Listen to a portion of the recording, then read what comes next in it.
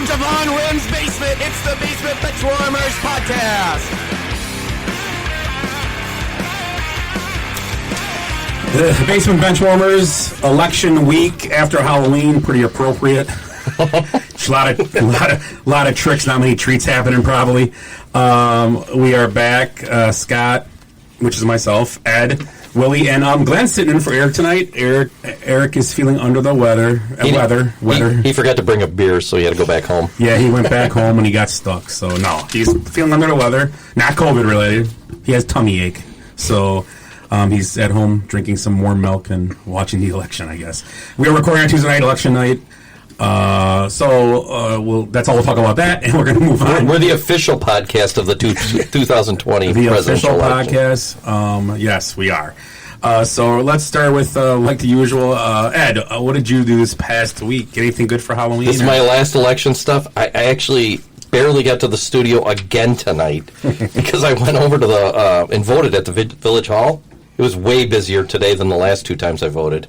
Get this. I wore my Basement Benchwarmers shirt to the polls. And they made me turn it inside out because they said it was a political statement. Can you guys believe that? They said the old guy on the shirt looks like Rasputin. Willie, the old guy in the shirt, Rasputin, what did you do this past week? Well, I'm getting the beard for it right now. I'm working on it. But what did I do this last week? What the hell did I do? I know I didn't leave anybody at a bar, so that's a good thing. One good thing. It's like leap year. Not a whole hell of a lot, guys. Sorry. I mean, I got nothing to say. Willie, he's a ball of excitement.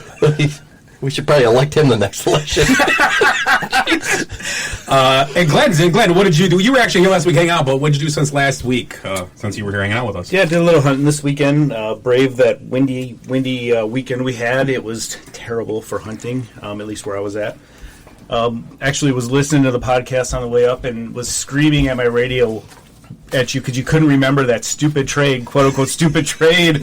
So it's a good thing I did leave halfway through last week because you would have been giving me. You know, the thing is the trade though, because Jarrett McKinnon is getting most of the carries because everybody's hurt there. Yeah, now. yeah, exactly. This week, they lost Mostert, and then the other back that was doing pretty well for him, another back, I can't remember his name. Tevin Coleman came back and hurt his knee. So they can't. The 49ers cannot keep anyone healthy. They have like 16 guys or something that are injured. It's crazy. It's nuts. Yeah, Tyler had that huge game last week, obviously, but I didn't even need him to beat Willie that week. Even with McKinnon getting 0 points, I still beat Willie by like 20 or 30 points. Okay, it was 2 weeks ago. Okay, get over it. Hey, let's talk about today. Willie's like, let's talk about now. I ain't got much time left, he said. I'm talking about next week. Okay. So on this week's show, we're going to have a little bit of a shower stall. Willie has a word now, right, Willie? Yeah. I'll do a beer tent for fun. I don't know. We'll see. Our fan poll this week is favorite team mascot. Also, our snake draft is worst coaching or managerial hire in sports history that we believe it is. Also, we're talking about some NFL trades that happened, our usual spread pick, and recap the NFL weekend, week 8, actually it was. So let's start off with baseball, and we're going to talk about the World Series. The Dodgers win the series 4-2, and I'm going to pose the question to everybody: what do we make of Kevin Cash's overanalyzing a situation? I mean, it was Joe Madden-esque, but Joe Madden survived his mistake. What do you think? And actually, I firmly believe that who was pitching the game? I totally forgot. Snell. Snell was probably pitching better than Hendricks, although Hendricks was pitching well. And I'll start with Ed since he's the baseball guy. Ed, what do you think about the whole situation? Well, he screwed me over on my Tampa pick. Kevin Cash like, Ed's got him. I'm gonna take him out. Well, we're looking at it. We actually were recording the show last week when this was going on, and I'm like, okay, he's at like 5 1/3, 1 hit, 9 Ks, 73 pitches. No, it was 69. 69 pitches. I should have remembered. He's cruising. It's like 4 pitches later, he gives up 1 hit, and they pull him and bring in Nick Anderson, who in 6 straight appearances has given up a run. Oh. And he gave up 7. And he gave up 2. Make that 7 straight games. It was the daily double, as they called the track. I mean, I don't know what the analytics were saying at that time. It was like, I can't even imagine what his sheet says. He was on the page on how not to win, and he was reading it wrong. He had it upside down, like the draft sheet. Right. And he turned it over after he got a dugout. Oh, crap. Damn it. Actually, so... it said like it was 50% more likely to get COVID if you played one more game. So he's like, screw that, we're out of here tonight. Yeah, work a plate up, I'm taking him out. Snell's coming out. And Snell was pretty, in fact, he yelled a vulgarity, the F word, the big one, as he got pulled. And didn't end well for the Rays, who had a pretty magical season. What do you guys think? Glenn, what do you think about the whole thing? It's been a long... I'm indifferent. I didn't really... Yeah, I was kind of tuned out of baseball this year. Yeah. Kind of got into it when the Sox cut some heat at the end there, but... Well, we'll get to them later. Yeah, we'll get to them. They're coming up. Willie, well, the setup. Yeah. Willie, what did you think about the whole Kevin Cash situation? And Kevin Cash actually is a finalist for Manager of the Year, and he probably will be Manager of the Year. That's the ironic thing, because they won't win this before. So he's going to be Manager of the Year. They should take it away like OJ's Heisman or whatever. Unless Renteria gets it. Oh, and Renteria is up there, too. Renteria is a finalist for Manager of the Year. But no, I think it'll be Tampa, because they were the number 1 seed, weren't they, correct? Yes. Yeah. So he's going to get it with the... He did do a great job. That team did overachieve. They did. I mean, they could be great next year, but that short season took advantage. What would you think about? Well, I was glad he took my advice on that, pulling Snell, because it helped my Dodgers win it. So I was happy with it. But I mean, I think that's where you can thank Moneyball for this, right? Yeah. Again, I think Sabermetrics and people overanalyzing things. And there's a lot of proof in all this stuff here, but sometimes you just got to go with your gut. Yeah, Stay with the hot hand, yeah. Yeah, it bit him in the ass this time pretty bad. Yeah, and it's pretty crazy. They did announce some of the finalists for the awards we were talking about, and I don't have it in front of me. I was going to. I know, as we expect, Renteria and Kevin Cash are finalists for the Manager of the Year there. I believe Kevin Cash will win it. I don't know if He should. Yeah. David Ross actually is a finalist Yes, he in is, the National League. I'm not sure what's his part of that. I can't remember if anybody saw that or not. Well, the Padres manager. Oh, yeah, he was in there. Well, look it up for me real quick. I can't think Thanks. of who it is right offhand. And Bieber is probably going to be the Cy Young, along with Bauer. Yu Darvish is on the list, but I think it'll be Bauer. I agree. Who's now rumored to be looking at the Dodgers to sign his big contract with. Yeah. Because they don't have enough arms on that team. Just, I'm not a huge fan of the analytics. I know it works to a point, but to me it's kind of ruining baseball because I'm an old guy, and they're, you're old and you hate analytics. But you see situations like this where it wrecks a game. I mean, how do you not see that Snell's cruising along? But it's in his third time around, probably. It was. But he still only got 73 pitches in him. 69. Well, 73 when he pulled him. Yeah, correct. 69 is when they got. Yeah, that's when I got excited. Yeah. So we have the AL MVP is Abreu, LeMahieu, Jose Ramirez, which I think we discussed, and Abreu was an interesting one he threw in there. I like Ramirez though, just for almost like comeback player year also in a way. He finished really strong. National League, Mookie Betts, Freeman, Machado. I like Freeman personally. I don't think else anybody else. Cy Young, Bieber, Maeda, Hyunjin Ryu. I'm going to go with Justin Bieber. Absolutely. And then love his Bauer, his neck tattoo is awesome. Bauer, DeGrom, once going to be a finalist for the third or fourth year in a row. It's going to be Darvish. And Darvish. Third. So Bauer will be, I believe, the winner, like we just said. Rookie of the year, we got Christian Javier, Kyle Lewis, and Louis Robert. Louis Robert. I think Robert might be the winner. I think it's going to be Lewis. Oh, you believe? Okay. Kyle Lewis. Okay. Yeah. Anybody else? No. This guy likes Robert over here, but he slept really bad in September. He did. And he only had like 130. Yeah. National League, Alec Beam. Yeah.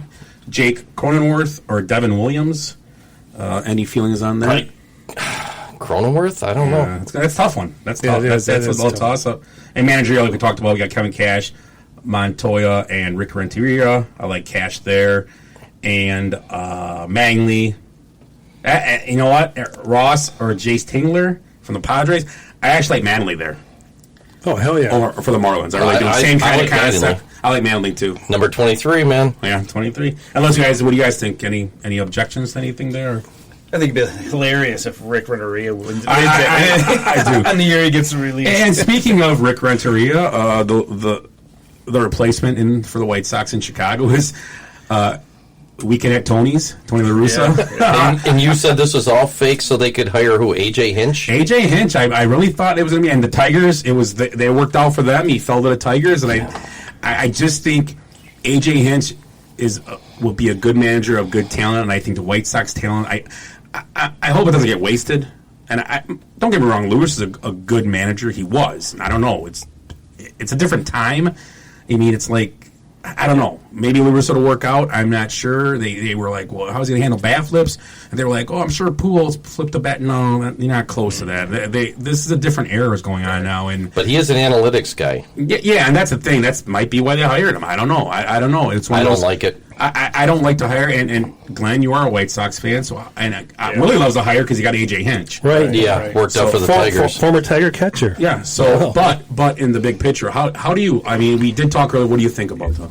For me, it's a wait and see, like who he fills his bench with. You know, who are they going to bring in as a pitching coach? I mean, Cooper was there for 17 years, I think. Obviously, part of that 2005 World Series team that had that excellent pitching staff. We'll see.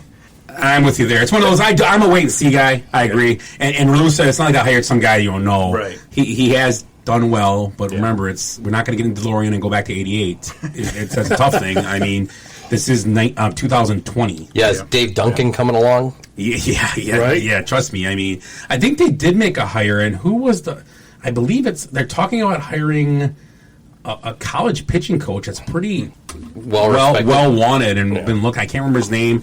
I saw something. I don't know if you guys know his name off top or can look it up. I believe I could be wrong on that, but I believe he'll bring some of those guys with him. He has guys and some bench coaches and things like that, and we'll see. Once again, Rick Renteria gets the old heave ho just when a team gets good. So I was going to say, is La Russa going to get the job and then be replaced by one of his underlings, kind of in a presidential team here. Yeah. Do they have to wear a blue dress? Yeah. Yeah. Took a second there. Yeah, there you go. So speaking of that, we're going to go into our Glen Snake Draft this week. Glen in the room with us. I forgot what this was. In our Snake Draft this week, we're going to talk about, and once again, we're not saying it's the worst move. Wait and see approach, but a lot of people weren't big on it. So we're going to do our Snake Draft on worst coaching managerial moves in sports history, in your opinion, in any sport: football, basketball, hockey, soccer, lacrosse, curling. Curling, yeah. Oh, I think I missed baseball. College bowling. College bowling, yes. They're all free game, okay? And the usual, Ed will start us out tonight. Ed, do you have any picks to start us off? Worst managerial moves or coaching? I have really nothing, but I'm going to go with Pete Rose on this because that didn't really work out. Yeah, he had 4-1 odds that he was going to be successful. I'll bet you he wasn't that bad. Okay, so Pete Rose starts off. Glenn, you got anybody for us? Rod Marinelli. 06-08 Lions, 0-16. You jerk! You took that from me. I had a whole theme going here. There's a lot of them. There's a lot of Lions. There is. You can pick them. Trust me, yeah. They populate a list basically for me, and the Bears have them too. So I'm not going to argue. I can't take credit because the Bears have a bunch of terrible ones too. But to go with Rod Marinelli, you can blame Matt Millen a lot for that too. How bad was that guy? Oh God! I think he just took another receiver, and he's not even a jam anymore. To stay on the same theme, Marty Morningwig. We'll kick off because of the win. Right. Yeah. And the Bears won. The Bears won. Yeah. He was 5-27 in 2 years. It's terrible. Yeah. Okay. I'm going to start with, I like to call him Coach Creepy. And that is Mark Trestman. Yeah, he was pretty creepy. For the Bears. Just an odd coach. All the stuff you read about him, he never would address the team in front. He'd stand behind the team and talk, and it was just he wasn't a very personal coach. He was just an odd guy. Won many championships in the CFL, but just did not come to the NFL and work out. The field's not as long and not as wide. His plays weren't as good. And didn't have that guy that could run around like arena football either. So that's my first pick. My second pick, I'm going to go with Barry Switzer. And he did win a Super Bowl, but it was basically because it was almost like Jerry Jones did it. Jerry Jones did get an extra Super Bowl by firing Jimmy Johnson, but his karma, Jerry Jones' karma, is happened since then. It really has, by getting rid of Jimmy Johnson, who easily could have been the coach. Like, you would just left Jimmy Johnson alone, he would have ran your team for 10 more years, and you probably would have won maybe 1 or 2 more Super Bowls. And I think, along with Jerry Jones being almost like Matt Millen, but Jerry Jones has won championships because he got out of his way sometimes, of Jimmy Johnson's way. But I think just because who he replaced, and he did win a Super Bowl, but it was all retreads of Jimmy Johnson's guys, and they barely won. They got there and they finished off. So those are my 2. Rich Rodriguez. Oh, there you go. Rich Rod, yeah, man. Nice. That guy was terrible. Okay. He was like 2-7 record against Notre Dame, OSU, and MSU. Didn't win a game in October until his final year. That guy was. Where was he at? West Virginia? Yeah, he was awesome. He there. was awesome, Uh-huh. great, but yeah, it just didn't work out well for Michigan, obviously. Okay. 1977, Atlanta Braves. Ted Turner actually coached the team for 10 games. So the Braves lost 16 straight games. Turner, who was fed up, told manager Dave Bristol to take 10 days off, and he was going to manage them. He didn't do much managing. He used pinch runners and pinch hitters in the 9th inning and made no pitching changes and lost 2-1 to Pittsburgh. It was so bad that the National League president, Chub Feeney, booted Turner from the dugout the next day. So he was 0-1 in his coaching. That's pretty bad. Managing experience. I've got a guy that beats that record. If you guys remember this, George O'Leary at Notre Dame. Oh, He yeah. got fired before his first game. What was the reason for? Was it some kind of cheating thing or something? I think he said he was president his of the resume. His Yeah, resume, he was yeah. president one time, and he owned Amazon. I can't remember what it was, but it was his resume was all defective. My second one, I'm going to be a homer. I'm going to pick Ray Rhodes for the Packers. Came in 1 year, took a winning team, and turned into a crappy team under 500, I believe. Yeah. And then he was replaced, and the whole coaching staff was replaced. And He was a bit of a drink. Mike Sherman came in there. yeah, Mike Sherman came in and won the Super Bowl. No, he never won a Super no. Bowl. It was when McCarthy came in. That was between, yeah. But Sherman wasn't as Sherman had yeah. better years. Sherman wasn't that bad. It was. He wasn't great, but he wasn't as bad as Ray Rhodes. Ray Rhodes was a drunk. Couldn't even Yeah, show he up for was. games Yeah, or he was. practices. Yeah. Yep. Glenn. Oh no, you got another one. Did you take 2? I took He two. did two. Oh, I'm sorry. Yep, Okay. yep. Wow, this time he did. Eric's not here. I'll take 3. Right.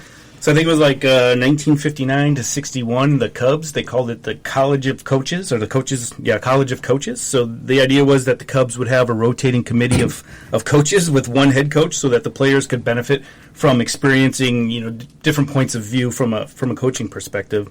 And it failed spectacularly. None of the 4 coaches, including backup catcher El Tape, had a winning record in 61, and the Cubs went 64-90. Nice. That's not good. Yeah, rotating coaches. I like it. Yeah, a couple of the other coaches were Lou Klein and Charlie Metro, and they combined to a 59 and 103 finish. Nice. Okay, that's good. Oh, Willie? I'm going to go with Maury Wills with the Seattle Mariners, 1980 and 81. One part here I never really knew about, but his coke habit might have had something to do with a spring training game. Coke habit. Wills Awesome. left in the 6th inning without telling anybody why. He just left. Yes. Wills also developed a habit of announcing he had roles planned for players who were no longer on the Mariners roster. Jesus. Like Willie was coaching that team. Mine's the Coke habit. Willie's got a Coke habit. That's going to be out. Which Wills was this? Maury or Maury Wills. Well, Bump had a big problem too. That where was we a got fall his from the nickname? tree. Yeah, Is that where you guys name Bump? yeah. I'm wondering. I'm going to keep my theme going with the NFL just because I like the NFL, and I'm going to go with Bobby Petrino. Remember, he was at the Falcons and he quit with like 4 or 5 games left, ran away from the NFL because this is too hard. I don't want to do this no more. So that's where the whole everybody gets a trophy started because Petrino he left. He took off, left the Falcons high and dry. And my number 1 pick, or my final pick, not number 1, there's so many here. I guess we'll go over honorable mentions in a minute. Steve Spurrier with Washington Redskins, one of those college coaches that tried and just did not work. He kind of screwed the pooch in his own coaching career because he left Florida, where he could have coached there until he was 107 years old, just like Bobby Bowden did in Florida State. He left, came back to college, and never was the same as a coach. Could never get going again. He had to. Why these college coaches think greener pastures is beyond me. It very rarely works, and when it does, it's crazy. But Steve Spurrier is my final pick. Yeah, he left 3 years and $15 million on his contract when he left. Yeah. In college.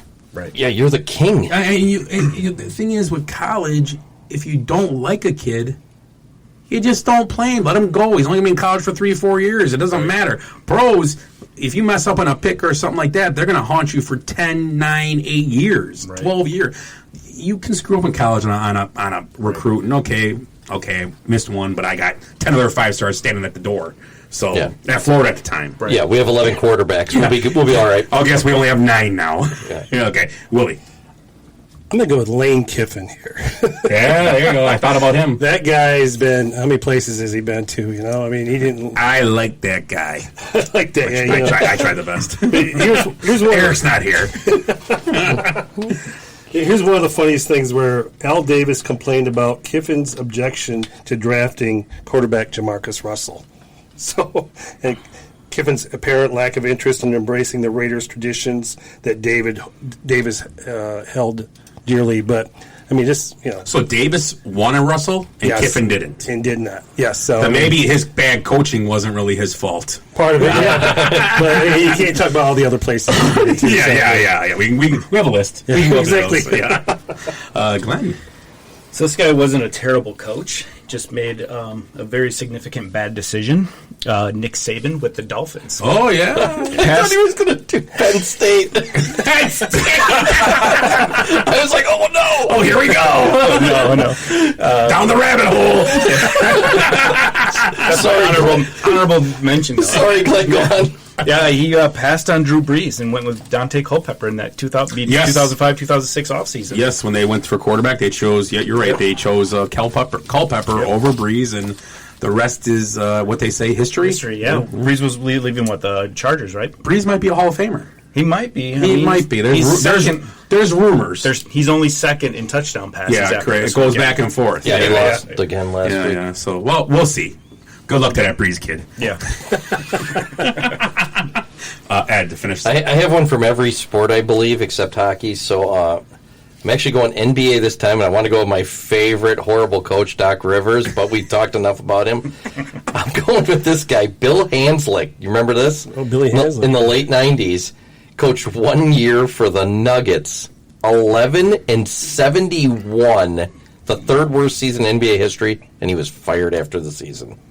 That's a pretty bad record. Notre Dame. I think he played for Notre Dame, college basketball, so nothing has anything to do with it, but I remember the name. Yeah. I'm going to start the honorable mentions out with somebody that actually is back in the league in NBA, and I believe he is. Was it Doc Rivers again? No, but we talked about the retread of coaches and the NBA's wanting to have more minority coaching, which I'm behind because there's a lot of good, like Darvin Ham, I think would be a great NBA coach. But they gave Tyronn Lue another job. They gave Doc Rivers another job. Yeah.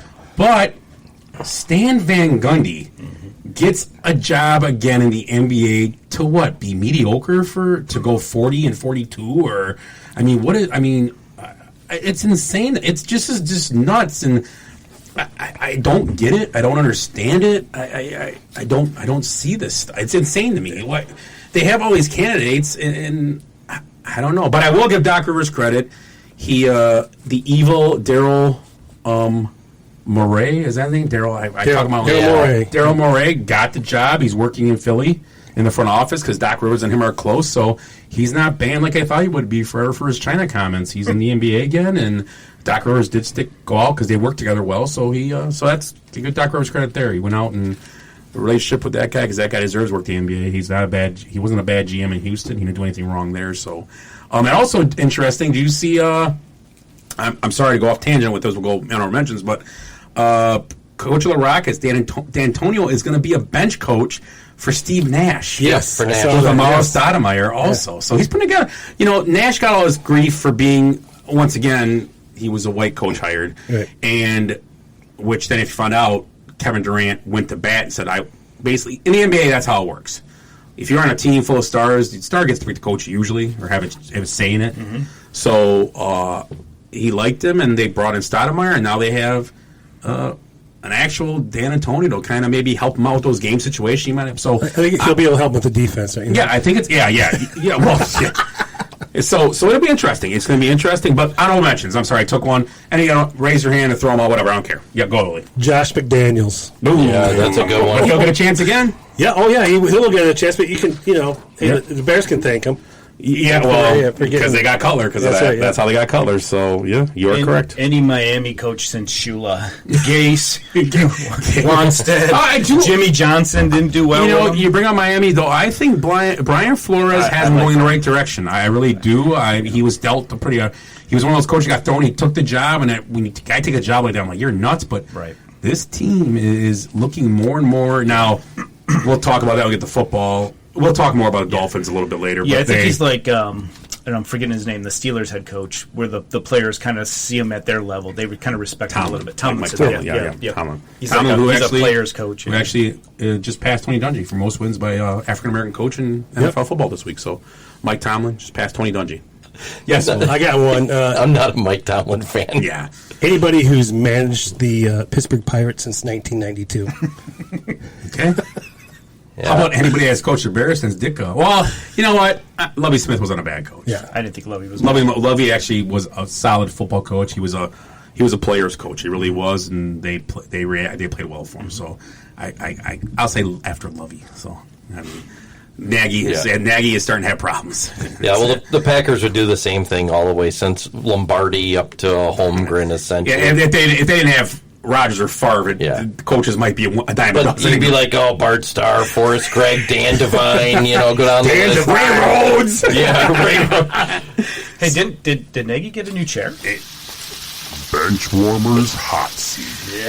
Yeah, Nagy, Nick Foles is starting to the blame game starting in Chicago, and that when you're 5-3 now, and you were 5-2 when the blame game started, it's not a good look. I still think they have an outside shot of being a playoff team, and it's because of what their schedule looks like. We talked about, Ed brought up last week, they have 3 or 4 games, but who knows? Their offense can't score points, and they struggle at times. And then you're doing stupid things. We are in Javon Wim's basement, and he's sitting here with us because he's suspended for 2 games. Which he's appealing, but if I was the Bears, I would suspend him. I would personally, as a team, say if it gets lifted, we're going to suspend you for 2 games. Right. So I just what he did was whatever the guy did in the field. If he spit in his face, I get it. That's disrespect. But once again, I mean, your team had 2nd and 5 from the 30, and you put him in 2nd and 20, and we're not talking about the Rams offense with Kurt Warner or the Kansas City Chief offense right now or the Packer offense. That 2nd and 20 is not a big deal. 2nd and 20 is pretty tough. Mm-hmm. It's tough sledding right now. Right. So you're pretty much decided that you were more important than the team at that point, and I'm surprised they didn't cut him. We've become, we're all together in this. Let's all go vote, blah, blah, blah. And guess what? I'm going to punch you in the side of the head next chance I get because you made me mad. Right. Or I'm going to spit in your face. Because, to be honest, not to defend Wims, I am going to say one thing. This is the same guy who Michael Thomas got in a fight with practice, and that's why he got suspended for a game. Same guy. Yep. So what is there is a correlation here. There is a connection. This guy has caused problems with 2 different people now, and is he doing crap together? And your own teammate, that's kind of BS. I mean, I can understand getting under the skin of people on their side, but not your own team. So I don't know. It's interesting. Let's be honest. Willie's pissed off everybody at this table right now. Yeah. And he's still not a good guy. Yeah, well, I'm afraid if I hit him, he'll break a hip. Yeah. So I don't need that. I'll leave you at the bar again. Yeah. But you know what's really cool about Wims, did you notice his game area over here? He's got one of those punching bag games, but he's got a helmet on it. How smart is that? Well, he learns how to punch that way. Well, practice makes perfect, as they say. So any other honorable mentions? Oh, I forgot what we were talking about. I'm Willie now.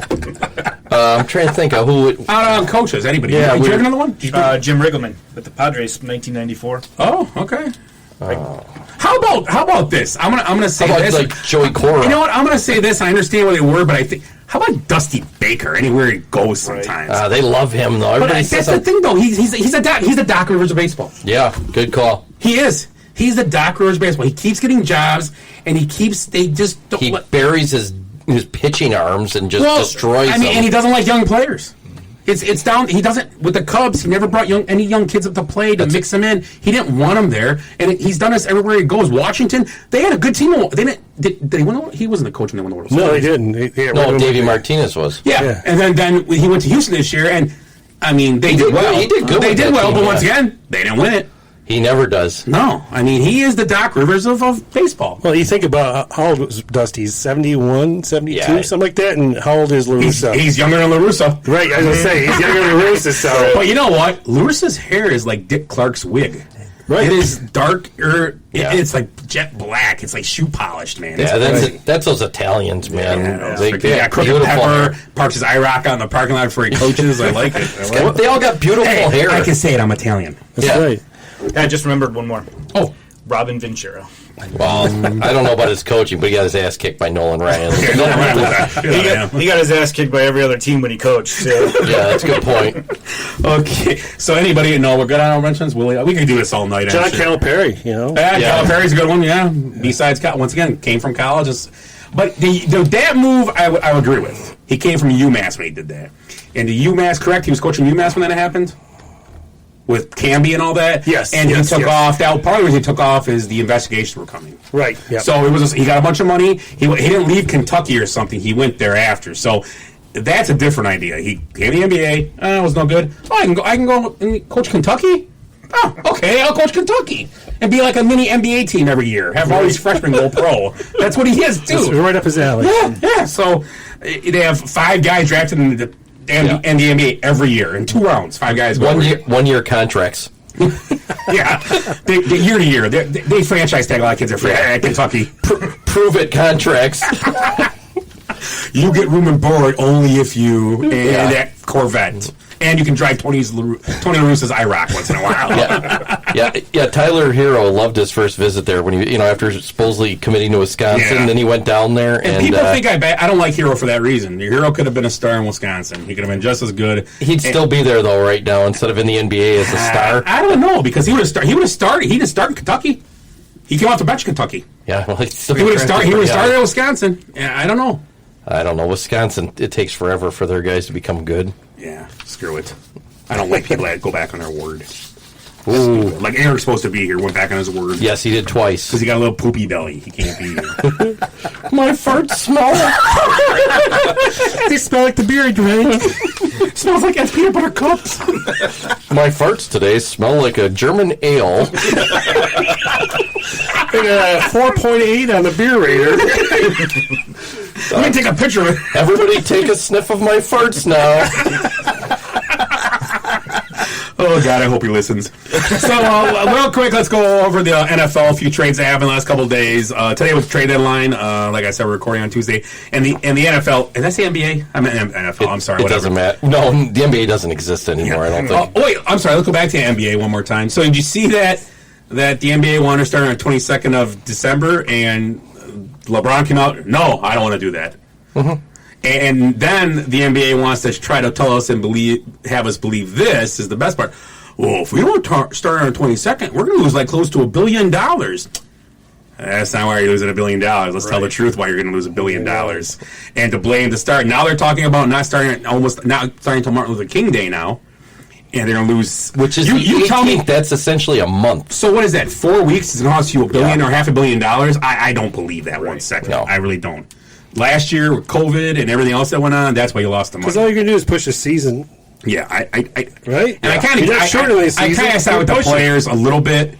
We just got done, man. I mean, let us have some time and get our bodies back. And guys like LeBron need that. But the young kids are probably like, let's go do it, man. Let's play these games. Like Giannis wants to get back on the court, I'm sure. We hope. You don't want to give that guy too much time to think. Yeah. You don't. I say they move all the NBA games to China where they're really welcome. Yeah. That's their audience now. Go team. They really, I mean, kick the United States audience to the curb. And China actually allowed their NBA back on state television. Oh, of course they did. And like last month. So that was kind of it. Nobody talked about that. That's your Daryl Morey guy again. Yeah, because they fired, because he lost his job. Now he's fired again, so they'll take it off TV again. You watch. Yeah. Well, they'll save that $1 million they're going to lose just in the shipping of their jerseys over to the States, since they're all made there anyways. Good call. And their shoes. Good call. Yeah, that would be awesome to have the games over there. Then we don't have to go here. Good call. Now we don't have to buy season tickets and all that kind of stuff. They You have to, right? And they can go over there and talk and see. They only have 3,500 COVID cases. They're doing way better than we are. Go over there then. Go play in Wuhan. Yeah. Eat some rat. The Wuhan Lakers. Lakers. The Wuhan Lakers. The Wuhan Pangolins. The Wuhan flus. Okay, enough about the NBA. Yeah, too much already. Thank God. So the NFL, a couple interesting things. Chargers sent defensive back Desmond King to the Titans for a sixth-round pick. He's also a kick returner, which is pretty valuable to have. Saints acquire Quan Alexander from the 49ers in exchange for a fifth-round pick, and they also sent Kiko Alonso with that. Kiko Alonso, so I like the deal for the Saints getting a pick. I mean, the 49ers getting a pick and getting a player back. Quan Alexander is the better player in the deal. Yeah, but still, he's been injury-prone, though. Yes, yeah. And then they had talked about Stephon Gilmore getting traded. They just wanted a first-round pick to Patriots. You're not going to get a first-round pick for Stephon Gilmore. It's just not going to happen. Not that he's not one of the best in the league, but it's just not going to happen. When is that deadline? Did it already Today, pass? 4 o'clock, Tuesday. Oh, it already passed. Yeah, Okay. which is today, Tuesday. And the Giants, the Lions, there was a little talk about Kenny Galladay maybe, but I think that was just a lot of, he's getting end of his contract, and it's a money thing, and if they're not going to compete, once again, you have to look at the big picture, and when you're younger, you look at this, and I agree. When I was a kid, I was like, you'd see guys like, oh, I love this guy. Why is he leaving? Oh, this is terrible. Like with Julio Jones and Matt Ryan, are they going to be around when they compete again? Maybe.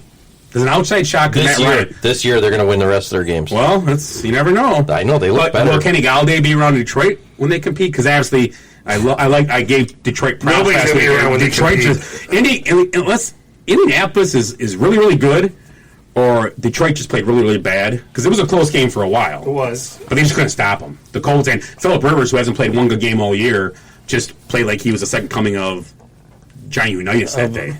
Andrew Luck. Yeah, it was crazy. I mean, You know what, though? If you would have asked in 1976, are the Lions going to compete with whoever it is, Eric Whipple, and, we'd still be saying, no, they're not competing anytime soon. Yeah. And we'd have been right 50 years ago. They haven't competed since. Well, they competed. Oh, that's another guy, Wayne Fonts. Cocaine Wayne. Wayne Fonts. Cocaine Wayne. Dolphins this sent Isaiah Ford to New England in the rare interdivision trade. And also today a big cut, which might be a pickup for certain teams. Dante Pettis was cut by the 49ers. Nobody wanted him. Nobody wanted to trade for him, so they cut him.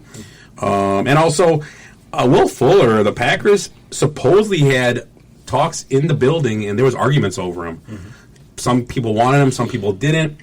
And I shout out to Heggs, who a friend of the show, talked before the show with him. He made a good point. I thought it would have been a great pickup for him, but to lose a pick for a guy that's going to upgrade your offense, which already is the better part of your team, is it worth it? And he's right. What kind of pick were they looking at? I heard a fifth. A fifth or sixth. It would have been probably a fifth, which... If you would have been a sixth, why not? The only thing I would say with that, and I agree with Heggs, I do... But if you're going to get him for a fifth-round pick, why not? Why not? I mean, it still makes your team better. He's not even going to know the offense, but... Because the thing is as we saw this week, they're going to have to outscore teams. Yeah. Yep. And just eventually someone's going to actually go, we should double number 17. He's pretty good. Yeah. We're not going to let him catch... Well, and this week he had a quieter game. He did catch 3 touchdowns, but it was only 60 yards. They're all inside. It could have been 3 runs. That's how close they were. But still, he's a big part of the game plan. Stop him, and they haven't had a deep threat in years since like Billy Schroeder or something. I'm trying to think of who it was. Don Beebe. Yeah. I don't think Beebe could beat anybody deep. I don't know. They haven't had that guy that can just stretch the defense, and it makes a big difference. It opens up the middle of the field. They had that one guy here. I can't remember. He's fast as hell. But he had no hands. I think he actually did catch. A wide receiver that couldn't catch? He ran like this. Was that a cornerback? Yeah. And as he ran on, he was like, ah! The visual's great, people. You should see this. It's like PCU. They got to throw it right in his mask. That's the only way he can catch it. So Not a receiver PCU. that couldn't catch. Necessary He was roughness. like Yeah. the fastest guy in the league. What was his name? I think his last name started with an S or something like that. He just said Bill Schrader. No, White it wasn't. Lightning. No. Yeah. UW Lacrosse. Antonio Freeman. No. Yeah, he had pretty good hands. No, he couldn't catch the easy balls. He catch the hard Yeah, balls. he That's caught what the hard Freeman. one. Exactly. Robert Brooks. They- Donald Driver was good. Yeah. Greg Jennings. They just haven't had that guy that guy can was a- stretch the field in a while. Sterling Sharp. You know, and that's probably a lot of teams. I'll find it, guys. But it would help. I mean, if you're going to give up a 6th round, I mean, he's not going to pick up the offense for probably 2 or 3 weeks. Enough. Well, even if he got drafted, But just run deep, he you know? couldn't play this week anyway. Right. Because of the COVID. Plus, they play on Thursday. He Yeah. wouldn't play anyway. But, I mean, it would have been a good week to pick a guy up like that. And, like I said, I agree with what Hegg said before the show. I talked to him, but I have to say I kind of disagree a little bit because it still makes your team a little better. Right now, your number 2 receiver is Scantling, and he's still out. And then I guess I watched off and on. I was watching Red Zone this week. Equinus St. Brown had a terrible game. I guess he dropped 3 or 4 balls. He played terrible, I guess. Yeah, I think the number 2 receiver now is Steve. The guy from, he works in the It's booth. Jake. Jake. Yeah. Sells brats out. So, yeah. Well, at least not as bad as the Cowboys. Let's put it that way. Yeah, but still, I don't know. Is a 5th round pick going to make or break the future of your team?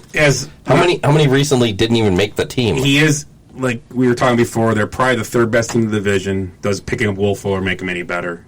No, they're probably still the 3rd best after Seattle and Tampa at this point. And I still think Tampa, not because I picked them, but just because their defense is probably the best out of all 3 of those teams right now. And they did have a struggle last night, but that's why they won, because their defense. You notice and a pretty crappy call at the end of the game. But you know he throws in there every time. Yeah, even though I did pick them to win the Super Bowl in Tampa. Don't forget.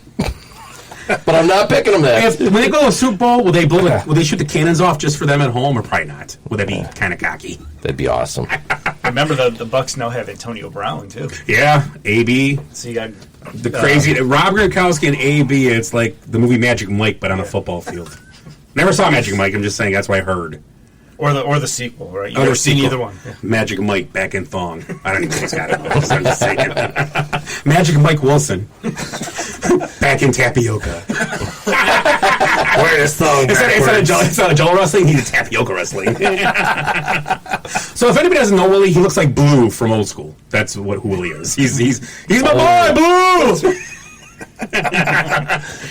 They rolled me out in here tonight. He'll be Jello wrestling some ladies later. This is Basement Benchwarmers Sports Minute. Sources say at this Thursday's NBA Players Association meeting that it will most likely go as a vote of the NBA starting on December 22nd. And sources say Giannis is potentially signing a long-term deal for Miami if Miami gives him what he wants. And other sources are saying that Golden State could be preparing a big trade package for the Bucks that would have Giannis going to Golden State, Andrew Wiggins going to the Bucks with other players. The Badgers canceled their 2nd straight game due to team COVID spikes. They were supposed to play this Saturday against Purdue. Juju Smith-Schuster and James Conner of the Pittsburgh Steelers were both fined $5,000 for quote-unquote wearing their socks too low. Bears offensive lineman Jason Spriggs has tested positive for COVID-19, and he will not be able to play this weekend. Jermaine Ifedi is out for now. He's been put on the COVID list, but is just due to close contact. There is a chance, if he tests negative, that he could still play this Sunday. Ravens cornerback Marlon Humphrey has also tested positive for COVID-19 and will be out this week. And John Lester and the Cubs have declined their mutual option. So John Lester did a fun thing for Chicago citizens and Cubs fans. He put a few bars out there, and their first beer would be on him. So he spent a total of $47,000 on beer over the weekend. And if Willie and Dad would have went down there, I think my dad would still be in Chicago. This has been the Basement Benchwarmers Sports Minute. So Jace brought up Giannis in there. Giannis with the Miami Heat. I think, Ed, you were talking about that. What was your take on that? So you're going to take less money to go to a team that has less wins. I know they got farther in the playoffs, but I mean, and most people would say the Bucks are probably a better team than Miami. Yeah, it's close, but yeah, I mean they're. So you're going to leave that team and take less money to go to another team? I don't get it. I don't understand why you would just want to be the king of Milwaukee as long as you want to be. Exactly. He could be the king of Milwaukee. Well, Milwaukee's kind of a shithole, so I mean, maybe that's it. Maybe that's all it is. I think it's where his wife wants to live. That you never know. You can live on a beautiful house on the ocean. Yeah, but they don't have a Bel Air cantina. Or a beautiful house on Lake Michigan. Yeah. Yes. He lives out in like Mequon, out that area. Yeah, he lives River Hills or whatever. Yeah, something like that. Yeah. So I don't know. It's weird. And then also Jace brought up John Lester. They did not take his option on, which I agree. They actually paid $10 million to buy him out instead of paying the $3 million, which obviously saves $13 million for you math majors out there. But the beautiful thing is he put up like 4 or 5 bars on his Twitter page and said, "Go hang out. First beer's on me." And he bought $47,000 of beer for the city of Chicago with a 34% tip. Oh, so Jesus, on each beer. The tip is twice as much as I make in a year. That's a $14,000 tip. wow. I'd take just the tip. Wrong button. Let's do it again. Wait, hold on. I could do this. Ready? Hold on, because I can edit it. I'm a genius with this stuff, as you can see. What the shit? Oh my God, it's a mess. It's a shit show. Okay, ready? That's what she said.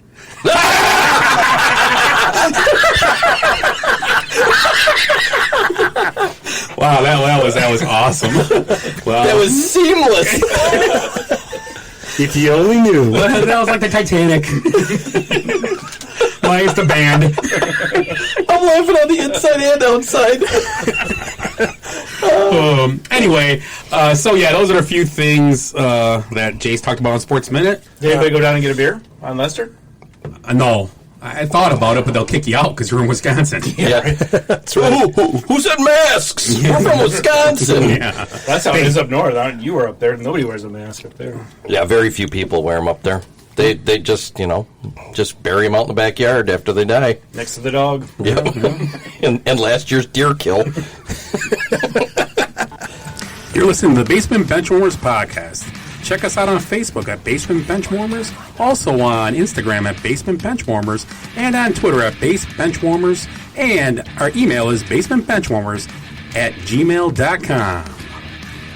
So it's time to jump into Eric's beer time.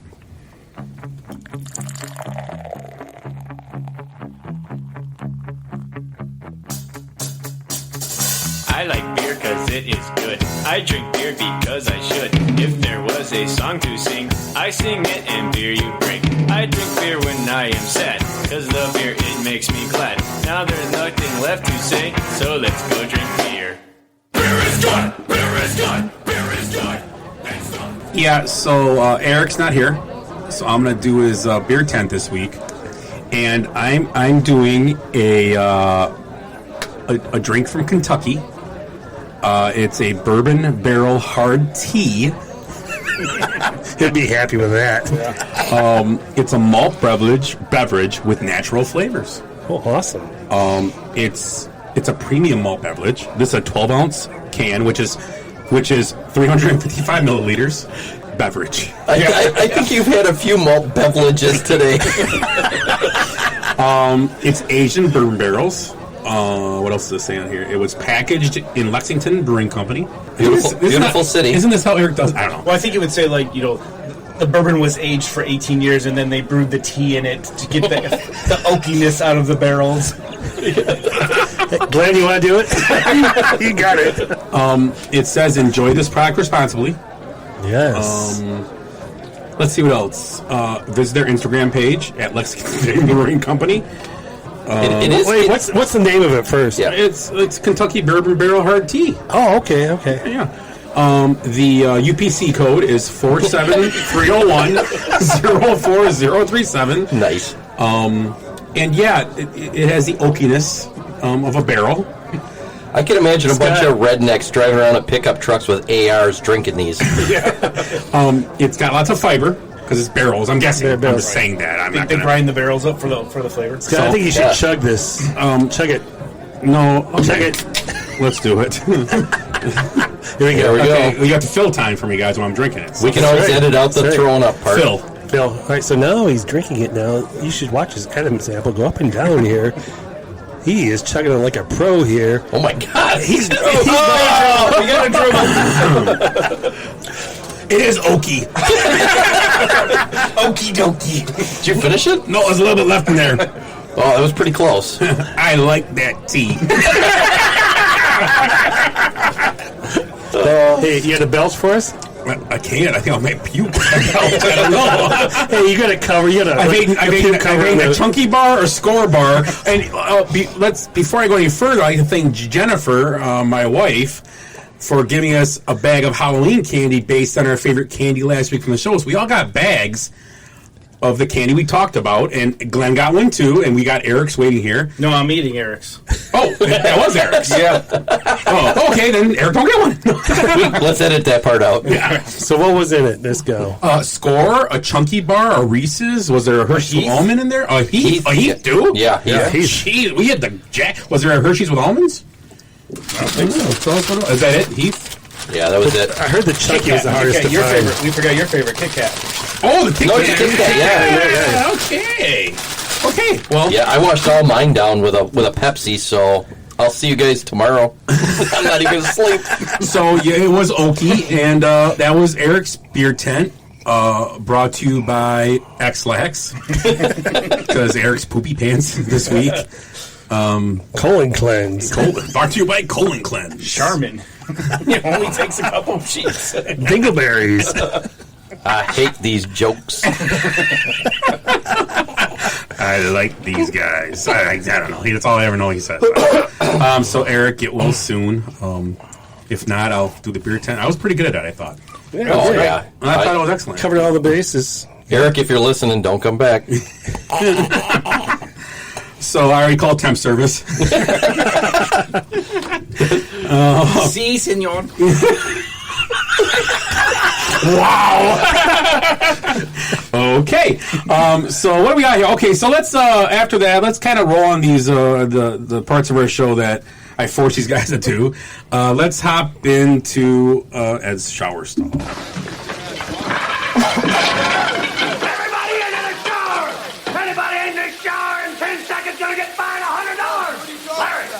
1 Mississippi, 2 Mississippi, 3 Mississippi, 4 Mississippi, Get in 5 there. Mississippi, Hurry it up. 6 Mississippi, 7 Mississippi, 8 Mississippi, 9 Mississippi, 10 Mississippi. One of Dwight Howard's children came out this week and called Dwight out as a deadbeat dad. The 12-year-old is the son of Dwight and former Orlando Magic dancer. Dwight also has 4 additional children with 4 additional women. Howard claimed he does not like to use social media to bash anyone, but did say that he cannot be a deadbeat dad because he currently takes care of one of his sons. So I'm not a professor of logic down at that the College of Science. It's downtown next to the ice cream place. But I do know that taking care of one child does not give you a pass to neglect the rest of your offspring. If that was the case, Jean-Benet Ramsey's parents must not be murderers since they didn't kill both of their children. And if you thought that comment was off the wall, this is where the guy who hates social media goes off the rails on a radio interview because, radio's better than social media. Dwight claims he hasn't spoken to his son, deadbeat dad, but there is a lot going on and it's personal. He goes on to say that one day we will get past this toxicity and realize we are living in a day where they are killing off a lot of our black men, and I don't want anything to happen to my son. If that was the case, wouldn't it be prudent for Dwight Howard to impart knowledge he has gained during his life through all of his personal experiences, good and bad, and pass said knowledge on to his son, thus leading him on to a successful and prosperous life as a contributing member of society like, I don't know, a father would? Although I do not possess that fancy degree from the logic school next to the ice cream parlor, I bet most problems in society could easily be solved by not blaming others for your shortcomings and just do what you were supposed to be doing as a father. That was interesting. Hey, Ed, can you pass the loofah here? I dropped the soap. Can you pick it up? Jeez, these guys are making jokes about some guy not raising his kids. Well, you know who's on the parenting Hot seat. Oh, that's Dwight Howard is. A couple months ago, there was a post going around, and I think I verified it on Snopes or whatever. It was like 68 kids by 7 NFL players with 52 different women. And so they break it down. It's Antonio Cromartie has 12 kids by 9 different women. He didn't know the names either on Hard Knocks one Nope, time. nope. The guy asked the actor interviewed him, and he did not know the names of his kids. We could do a whole episode on deadbeat dads Yeah. in sports. Yeah. Go on. Travis Henry, 11 kids by 10 women. Jesus, no wonder. Willis McGahee, 9 kids by 8 women. Derek Thomas has 7 by 5. Bernie Blades has 6 by 6. Marshall Falk has 6 children by 3 women. Ray Lewis has 6 children by 4 women. And that doesn't even include all-day AP. Sorry, Hop. 11 kids from 7 different women. AP does. The one that beat his kid in the wiener with a stick. Yep. Wiener. You said 6 by 6. I thought it was a Ron's Place special. The belt buster. Big burger. Fan poll question next week. Favorite deadbeat dad in the NFL? Oh, you gotta be kidding me. Favorite activity to do without your kids as a father? Let me ask you this. We know a lot of people through, work, through going to bars and softball and what's that game you play? That Coob. Yeah, your furry parties. Your furry parties on my, over here. Chase the chicken. Yeah, my when I go to the swap meets for chickens. That's right. Does anybody know any person in their circle that has 6 kids from 6 different parents? Eric. Oh, no. No, it's 4. From 1. Yeah. Oh, never mind. Eric don't count. Here's what I said years ago, and please, if you are an athlete in the NBA and just want a piece of ass, I'm going to tell you right now, here's how you do it. It's called a suitcase full of condoms and a suitcase full of contracts. Mm-hmm. Sign the contracts, I'll bang you. Yeah. Don't sign the contract, there's one 2 rooms down. That's what my wife does with me. She's like, "Oh, you want to bang me? Yeah, we go out to dinner tonight. Here's the contract. You're buying it at Sassy B." T-bone for your bone. And then she never pays up. T-bone was way bigger. Yeah, way bigger. Well, wasn't that... And it was the petite. Wasn't that the big Kobe scandal? It was like anal sex, so it's like... Yeah, that's what it Friends was. She kids. said, yeah. So you take the contract and you sign it, and then we can do what we got to do and throw a condom on. And that's... Derek Jeter. Make him sign a contract. Give him a gift bag. Bang supermodels. Give him a gift bag. Autograph Pass on ball. the herps. Yeah. And move on. Yep. Fix all that stuff at the end, like Milwaukee's favorite. What's his name? Ryan Braun. Yeah, Braun with his herpes. Who didn't get re-signed. Yes. End of an era. I believe he will retire, actually. I believe he will. That in radio, that was called a segue. Yeah. I played off you. That was nice. It was. Coming to pro after 30 fives all 30 episodes in, we're working it. This is getting good. 33 in. Okay, so what I want to talk about, the reason I was going to bring this up. So, college football back on the dock of the Big Ten last week. A couple surprising Jim Harbaugh, who might be on Benchwarmers Hot Seat. So he's on the Benchwarmers toilet. He shit the bed last week. They ended up losing. Who they lose to, Willie? Michigan State. The other team in Michigan. Michigan State beat them. And then Wisconsin's game was postponed or canceled, and it's canceled again this week against Purdue. No game for the Badgers with the COVID outbreak. It's weird, though. It cracks me up just how the conferences are just taking different approaches. 21 days, the Big Ten is saying for everybody. The ACC is 10 days, following the CDC rules. Trevor Lawrence will not play Notre Dame, and I think they take their first loss to Notre Dame this week. Without Trevor Lawrence, they're going to have a hard time. Boston College almost got him last week. I think it'll be a tough time for Clemson, but other game this week, Michigan-Indiana, a big game again for Michigan on the docket. Big time. Indiana 2-0, ranked 13th in the country. Might be. I like to check that out. That might be the highest ranking in a while. Obviously a weird season, but that's pretty high for the Hoosiers in football.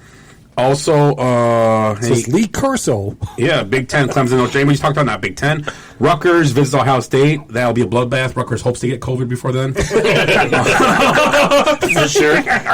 And I can't find any other games on here. I apologize that I missed some, but the big ones are Wisconsin, obviously, not playing. Northwestern's playing Nebraska. Oh, yeah, Northwestern going for 3-0. Yep. Against the Nebraska team who got away with not to have to play badly. So they're coming off a week off, too. So we'll see. Northwestern, though, kind of rooting for them. It's nice to see sometimes Northwestern do well. The Badgers can't. Go smart kids. Go smart kids. So, that's a Big Ten story. Any comments, Big Ten, anything you guys want to talk about? Willie, Michigan, or what do you think about the King of Khakis, Jim Harbaugh? Oh, man. The next coach of the Chicago Bears. What do you think? I'm going to tell you what. They did not get some calls, but you can't blame it on the referees. I mean, they just... I do all the time. I'm a Bear fan. It's easy, man. Come on. Let's do it. They were just... They probably could have beat Michigan a lot worse if they kept throwing to the quarterbacks, because the quarterbacks could not cover... I forget who it was, Gray and somebody else. Or no, Gray was the guy trying to cover this kid freshman from Marietta, Georgia. He was just, White, I think his last name was. He was just beating the hell out of him. If they kept throwing to him, I think they probably scored a lot more points than what they did. And Michigan had no chance to do it. The running game was non-existent, which I could not believe. They had this kid, he went to Ann Arbor Pioneer, backyard. You can see Michigan Stadium, you can see Ann Arbor Pioneer. He went to Michigan State. You know what? This kid Simmons, he made his point. You know what? You should have taken me on this team. Michigan State should have gotten me because he owned them at the line. So who's I forget because I heard the name this weekend and I forgot about it. Coach of Michigan State. Remind me who took the job there. Guy from Colorado. I can't remember his name right now. Yeah, and he said his name. Like, I forgot he's there. I can't remember his name. He took John. They probably should have beat Rutgers if it had not been for 9 turnovers. Yeah, well, yeah, nine offensive turnovers. 9 times. 9 turnovers. What are the analytics on that? Mel Tucker. Mel Tucker. That's the coach. Right, Ex-Bear defense coordinator. That's why the name threw me back a little bit. 9 turnovers in one game. Would that be... you'd have to be that's zero chance of winning. What would be that's a lot. Yeah. How about hell of a lot? I like a lot. I like it a lot. Well, I turn over a if lot. Kevin Cash was coaching, he'd look and go, yeah, but this next time we're going to get away with it. No, 10 ruins us. Keep going, guys. Yeah, that's our lucky number. So it's time for Willie's little segment. It's our favorite theme song. Willie's Where Are They Now? Willie, wake up. What?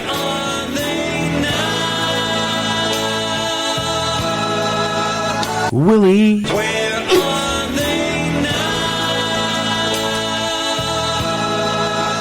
Willie.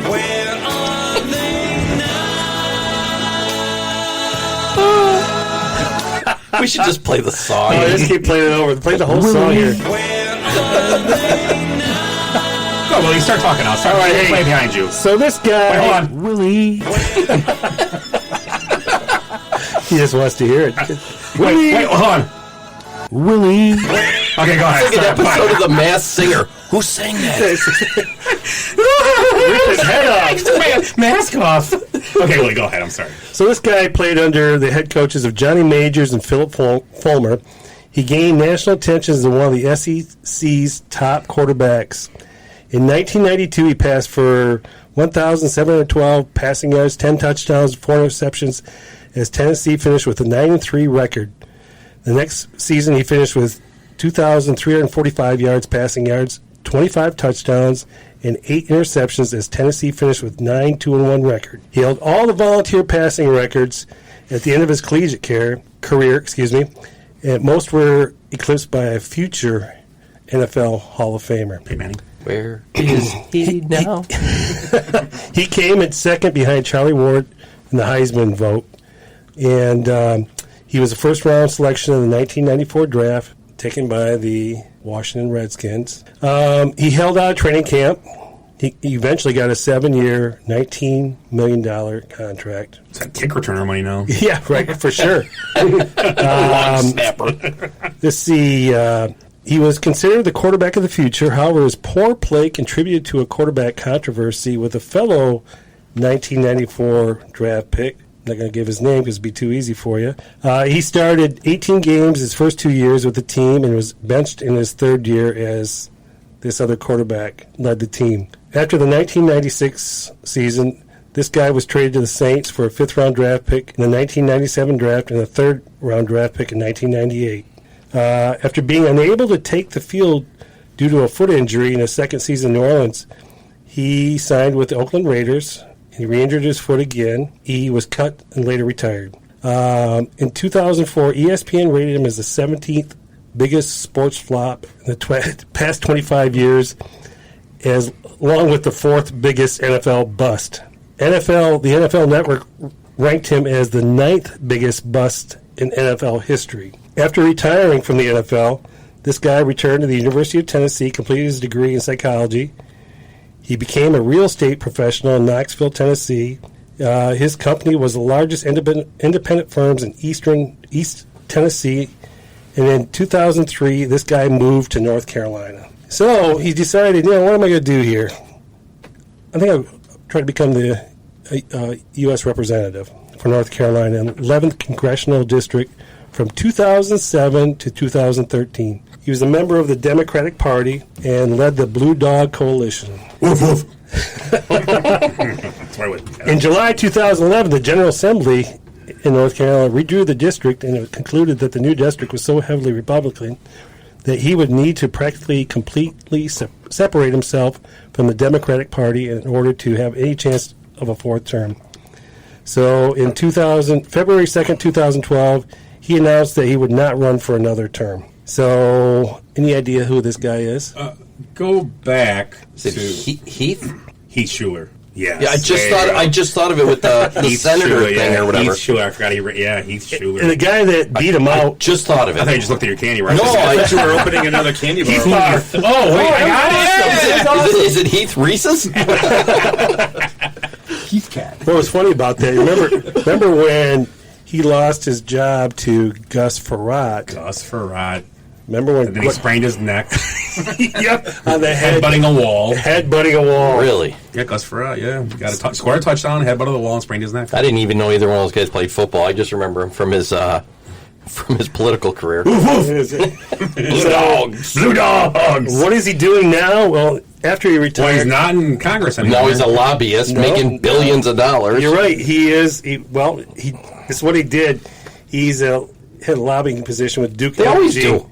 to direct lobbying government affairs in Washington, D.C., obviously. And he travels down to the Cayman Islands and Panama where he hides all this money he's stealing.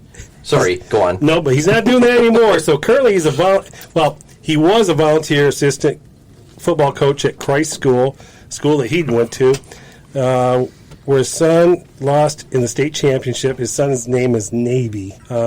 Navy Schuler. Navy Schuler. And his son just also accepted a scholarship at Appalachian State. Okay. This was in 2019. Is he a quarterback? So I think he's a quarterback at Appalachian State currently. So Schuler left Congress in 2013 to focus on his family, and that's why he said he might wait to run again in 2024 because his youngest daughter, Island, What? yes, is a freshman in high school. Oh, I want to wait until she's in college, he said, even though... So is that. His other son, Air Force, and his other daughter, Sky. Like to be stranded on that island. Wilson! Who likes the Navy here?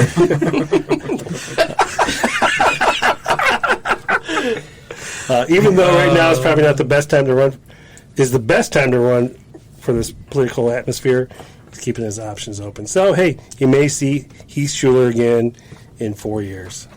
Once Island gets done with high school. I can't wait until Gus Frerotte takes his job in Congress. That would be awesome. And then headbutts Pelosi and sprains his neck.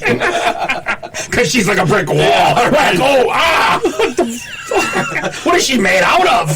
Here's some ice cream to cool it off there. But you know what? He did run against Pelosi to get the speaker, and he got beat. I think it was like by 43, but he had gotten the most votes by somebody running it. Somebody was Republican or Democrat. Who would vote for Pelosi anyway? She's such a witch. I don't care. Any other Democrat's fine with me, just not her. We're still on Halloween theme, I see. Yeah. I'll get you. Is that a horse? I'll get you, my pretty. I'll get you, my constituents. She's been in there since she was 16, and that was 100 years ago. During the Woodrow Wilson She actually was elected. She was administration. wearing a poodle skirt. Yeah. That's what she came in. A beehive haircut. Yeah.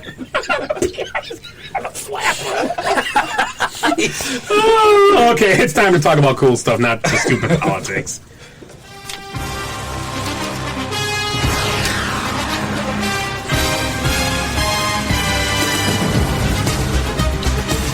So week 8 kicked off this week. Some big games. Still a lot of cloudy things going on. Nothing, not a lot settled. It's only week 8, the halfway point of the season. Go over some games here. Starting off with last Thursday night's game, the Falcons go to Carolina and win 25-17. Once again, Julio Jones is a difference, makes a huge difference in the lineup. Yeah. Winning 25-17, like I said, the Panthers just had a chance, late drive at the end, didn't finish it off. And they come away with the win. They won 2 in a row now. Yeah, I'm picking them this week again. With Julio Jones, they're a different team. Yeah. Everybody gets more catches, is more involved. Although I don't know what the status of Ridley is. I think he might be out, but I think Gage is a pretty good compliment. But Hayden Hurst has even picked up a little more since. Right. It seems Jones. when they have everybody out there, they throw the tight end a lot more. Gurley's running the ball more effective too. Leads the league in touchdowns. Gurley 7 or 8 for running backs. Leads the league. So. But the top 14 running backs are injured right now. So let's be honest. We'll kind of jump around here. We'll stay on the NFC North for now. We'll go last, always like we do there. Cowboys, Eagles, 23-9. That's enough about that. We'll move on. Ben DiNucci, 21 for 40 for 180. Oh, that's pretty good. Yeah. Boston Scott, 15 carries, 70 yards. And Travis Fulgham continues to be a receiver that they didn't know they had until he came back.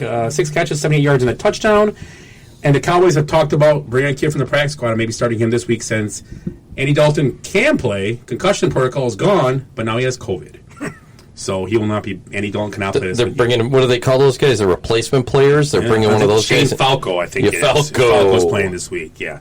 But Gene Hackman should coach too. I mean, they're really cool. No offense to McCarthy. As long as he can wear the hat. I think I was very surprised that with the trade deadline around, the Dallas did not sell. I really was. It's just insane to me. And then again, the NFL is not a trading sport, which makes it less fun. I think that's what's cool about baseball. It's a mad rush. It's like fantasy. It really is fantasy sports. You do these trades. They do more trades in fantasy leagues. It's crazy. Where football's not built like that. And I think if the NFL wanted to redo their model, that's one thing I would get teams to do is do more trading, which would make it more fun and more exciting for teams. It really would. That's my opinion. Yeah, I don't get it either because there's a ton of teams that are mathematically eliminated. Well, yeah. I mean, Giants, teams like that. Why don't you trade a guy away and get a pick? I mean, but then again, you want teams think guys are worth more than they are, and it is what it is. But take what you can get. I mean, if you get a 4th-round pick for somebody, it's a steal at this point. Well, yeah. If you're 0-8 like the Jets, you're not winning the Super Bowl next year. Well, yeah. That's a great point. If you could trade, I don't know who their top players. They got to have somebody on the line or something. Well, Quentin Williams was a big talk. Williams, the defensive tackle, and he didn't go nowhere. Which, once again, were they being greedy with? Could you get a 4th rounder? Well, I think he would be worth a 3rd round. And if I was a team, I once again, we're more familiar with the NFC North here. Right. And I think that's something the Packers should have maybe made a bad dash for if they could have got first.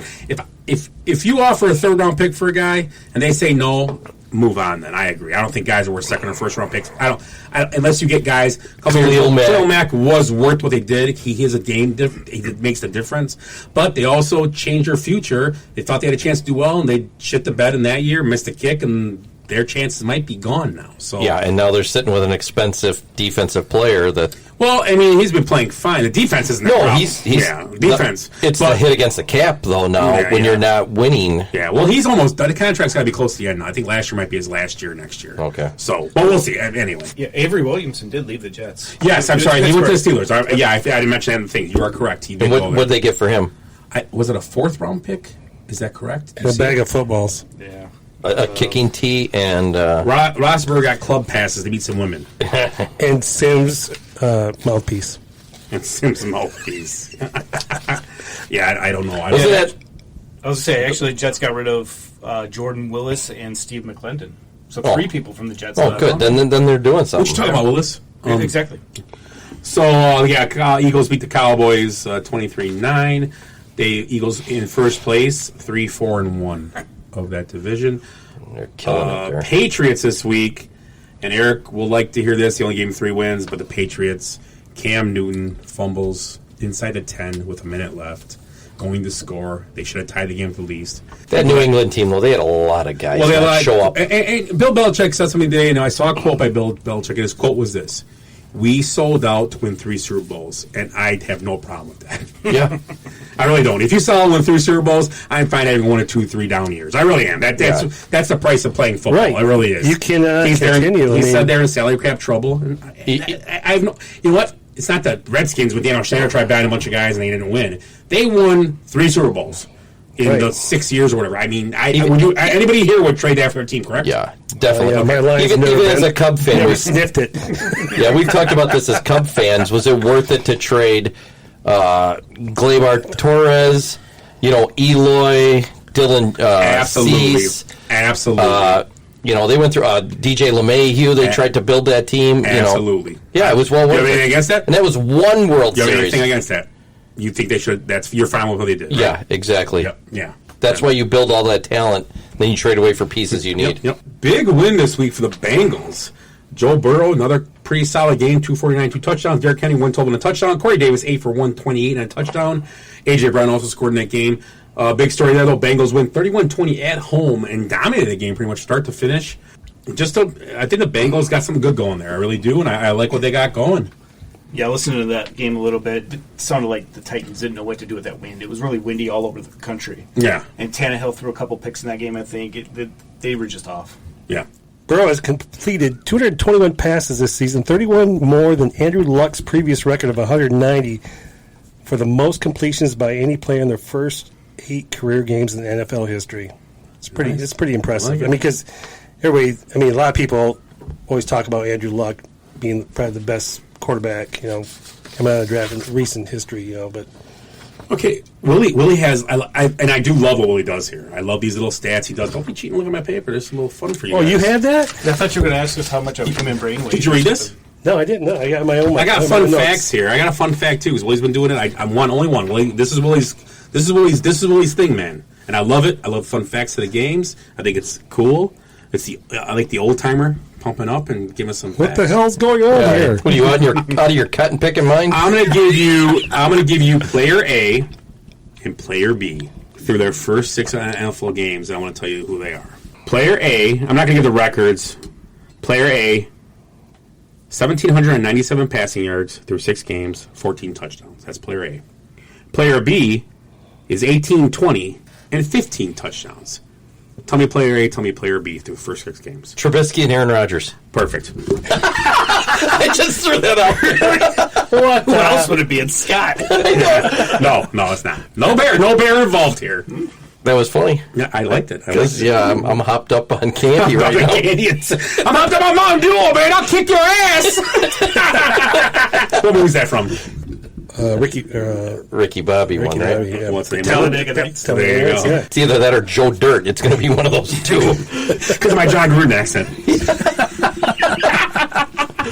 So who is it? Player A, player B. 1797, 14 touchdowns. 1820, 15 touchdowns. Jackson Mahomes. No. Well, which one's Mahomes?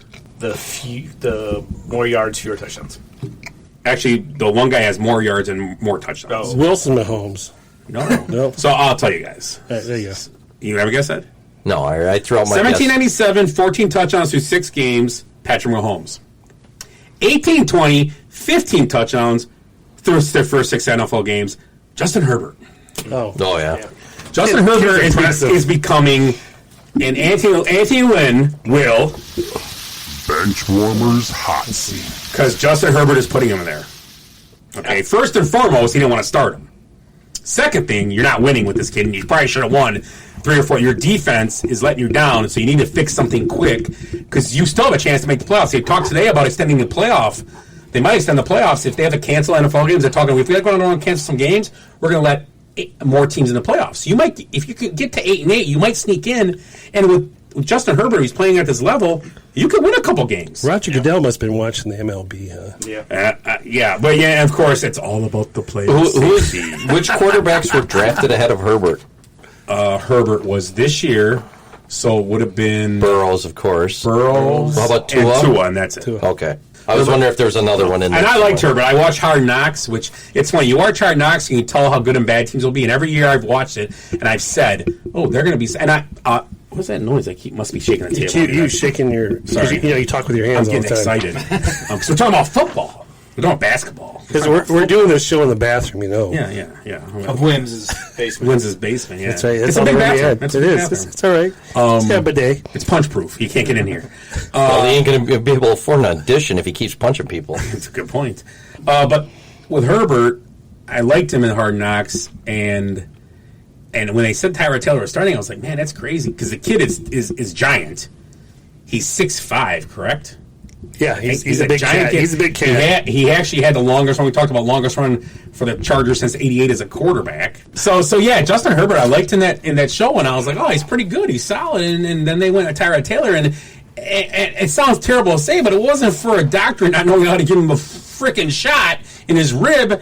You'd still have Tyrod Taylor starting. This kid wouldn't have to be on the field. And it's when you spend draft picks on quarterbacks nowadays, they have to start. It's just plain and simple. They have to start, especially in the top 10 or whatever it was. Yeah.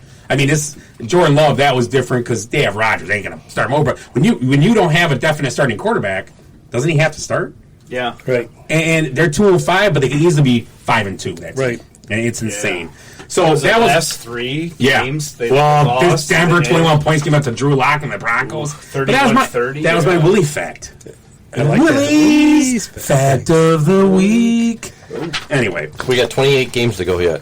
28 games, and we're already 3 hours in. But you got extra candy bars. Keep eating candy, drinking soda. Yeah, I'm good. I'll keep going. So next game, Raiders Browns. Windier than hell. There had snow, little lake effect from Lake Erie. Was that the correct lake? Yes, you are correct, sir. Raiders win 16-6. Another team that's just that is good enough, I think, to compete. They already beat the Chiefs this year, so they proved they can beat in Kansas City. So I believe they're a team. Baker Mayfield, nothing great. 122, 12 for 25. Josh Jacobs ran for 128 yards for the Raiders. Jarvis Landry 452, and Derek Carr had a touchdown pass. So what do you? He only had like 123 yards passing as well. Yeah, it was 122. It was like tit for tat, right? The Raiders and the Browns too. They have solid defenses. They're kind of overlooked.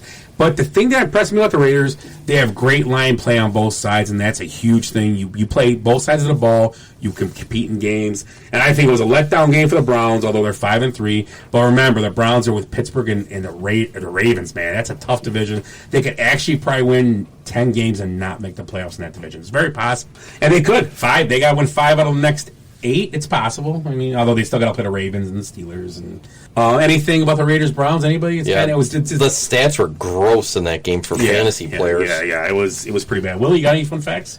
No fun facts in that one, kids. Oh, okay. Next one is Jets Chiefs. 19 points. We talked about last week. Wouldn't touch that, and guess what? They covered. Yeah. They were okay there. What was that spread? 16? 19.5. We took it at, and I'm sure it was. It might even went. It probably dropped because everybody was blown up, thinking no way. And yeah, it was fine. Yeah, Crowder was a last minute drop. Mahomes 416, 5 touchdowns. That it? Frank Gore 10 carries, 30 yards. Travis Kelce 8 for 109, 1 touchdown. I still think the only flaw of the Chiefs game right now, and once again, I still think they're the best team. I'm big on the Steelers right now, but I think until the Chiefs get knocked out by somebody, they are still the best team in the AFC, and they're playing like it.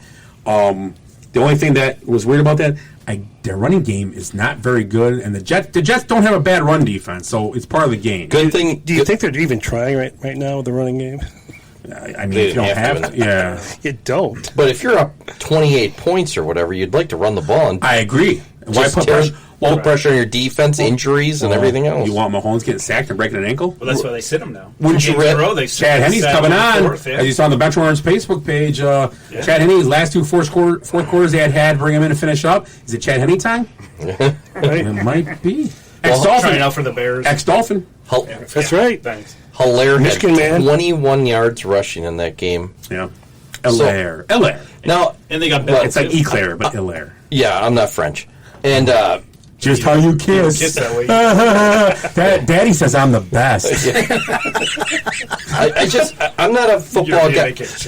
I never played football, but isn't it more conducive to be running the ball, pushing your linemen down the field, rather than trying to block backing up, for safety, for injuries and everything? Well, the less injuries occur when you're running the ball. I know for a fact linemen like to run block more than pass block. Yeah. It's just get out the guy in front of you and be done with it. There's not, you're not. You're on your heels. And you actually are less prone to injury when you're run blocking because you're going, like you said, when you're pass blocking, a lot of guys can hit your legs and you're standing straight up more. And well, you're on your heels, kind of going back. So you're right. I mean, why add to the injuries?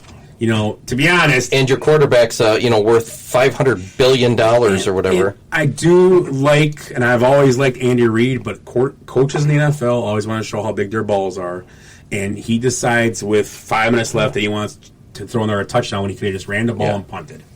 Right? Yeah, my team's dick's bigger than your team's dick. Well, let's just be honest. You could have ran the ball. You could have won. You could have won 28-9. Still won the game. But is Andy Reid Pete Rose?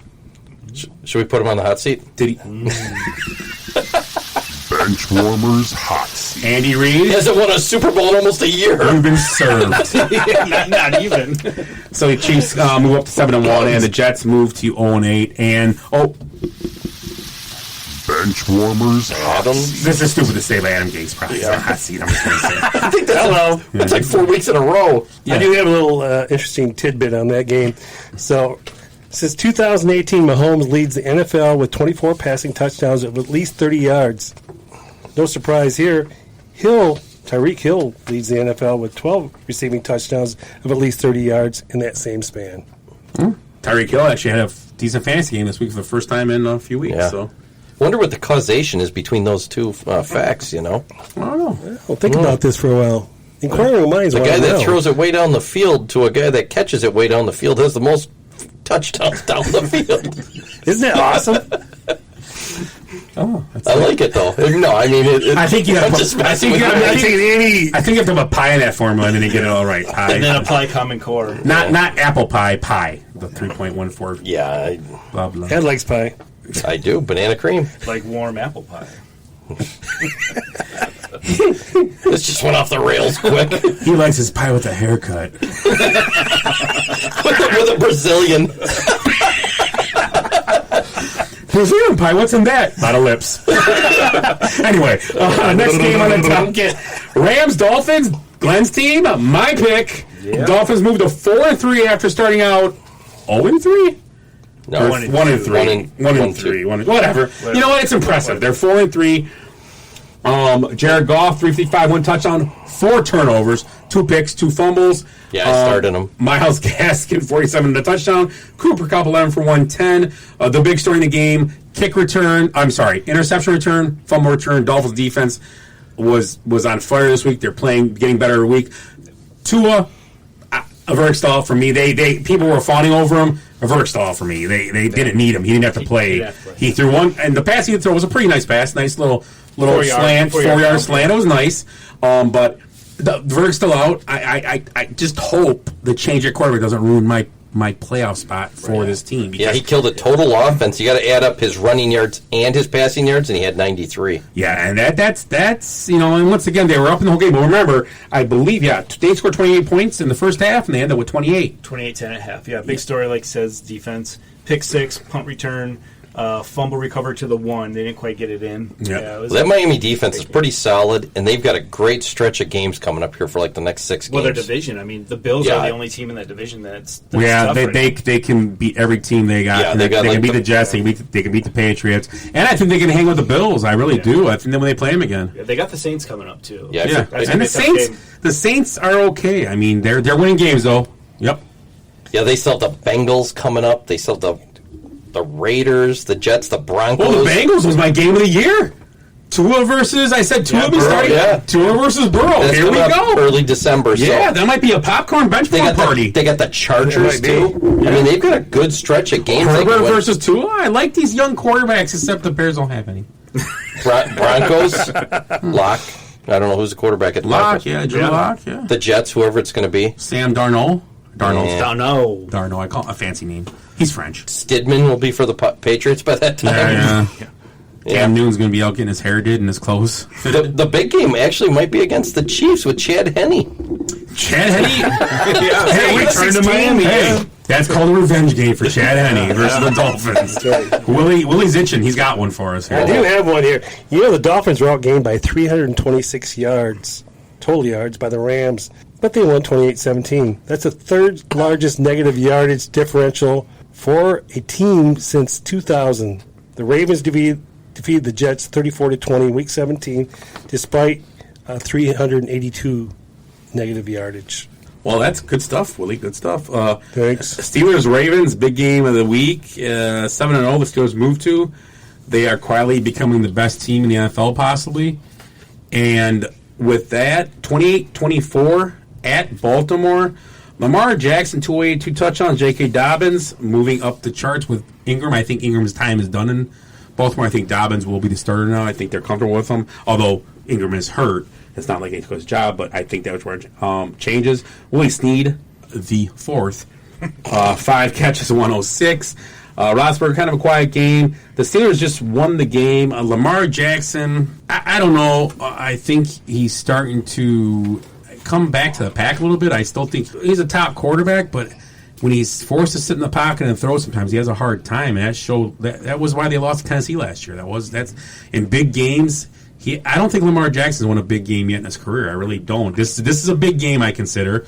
And now they're 2 games. Now they're 3 games behind basically the Steelers because they're down 2 plus the head-to-head loss now. They get to play him again. And then last year against Tennessee, he looked terrible. So is he the new Aaron Rodgers then? Folding in big games? Well, I mean, at least Rodgers has had good games in big games at times. I mean, but Lamar Jackson, I mean, most teams would take him, and I'm not. And Rodgers has a Super Bowl win. Yeah.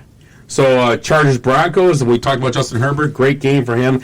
278, 3 touchdowns. Justin Jackson, 17 for 89. Mike Williams, 5 for 99, 1 touchdown. Big story there. Down by 20 going into the fourth quarter. Broncos put up 21 and put the Broncos away. I didn't listen to it. I guess the Locke's halftime speech to the team really fired them up. I mean, Lindsey came out and had some big runs, and they had it out there. I just didn't listen to it. I guess it was pretty inspiring for the team. Obviously, they came back. But, I mean, it's just the story of the Chargers this year to drop a lead in the fourth quarter, second half of the game. Yeah, how do they lose that game up that? They ran for 210 yards. They're controlling the ball, and they still gave up 21 points in the fourth quarter. Willie, any fun facts? I do have something here for you, believe it or not. I believe it. Herbert joined Deshaun Watson as the only rookie in the NFL history with at least 3 passing touchdowns in 4 consecutive games. Herbert has averaged 303 passing yards per game and has a 104.5 passer rating this season. The only other quarterback in the NFL that has averaged at least 300 passing yards per game and has at least a 100-yard passing rating is Wilson. Mike Wilson. I wish. So, pretty impressive. I'd like to see him with Ciara. Doing that 1-2 step. Like a dust storm. Instead of rubbing her fingers through, the fancy hair, he should be rubbing through his beard. She didn't sing the milkshake song, did she? No. Sierra? No, I don't know. It's the 1-2 step song, whatever it is. So, another game on the docket here. 49ers Seahawks. Seahawks win 37-27. Big story there, though. Garoppolo hurt again. Now lost longer. George Kittle may be out for the year also. Broken bone in his foot. Just a team that actually, for being a team that's 4-4 in the 49ers, I give them credit. And once again, I love their coach, Kyle Shanahan. I think he does a great job. But I don't think I don't think it's going to work. I think they're going to have a hard time down the stretch here. Matt Ryan. Going out there? Yeah. They have They have the pickle juice. They have the Packers. We just did a shot of pickle juice and moonshine, so that's why I almost knocked the phone down here. That was good. It was excellent. It was. So the Seahawks win 37-27. Russell Wilson, 261, 4 touchdowns. Continues his pursuit for the MVP. DJ Dallas, besides spinning records at halftime, 41 and a touchdown. And DK Metcalf, they got him involved. Maybe DK Metcalf is a specimen and might be one of the best receivers in football. 12 catches, 161, 2 touchdowns. He is, I think he is the new second coming of Calvin Johnson. What college did that kid go to? Small one. DK Metcalf went to Central Michigan University. Central Michigan, yeah. Didn't J.J. Watt go there too? J.J. Watt went. J.J. Watt went there. He went there, yes. But he went to Wisconsin. Yep. Yeah, he was. I think he went as a tight end. Yeah, he was a tight end. He was a tight end. He's still a tight end, but he's a defensive end now. Oh yeah, that's what his wife says, anyways. It's not so tight anymore, right? Yeah, Metcalf. Hopefully, I got him at a pretty good price in Dynasty. He's nice. Yeah, you want to trade him?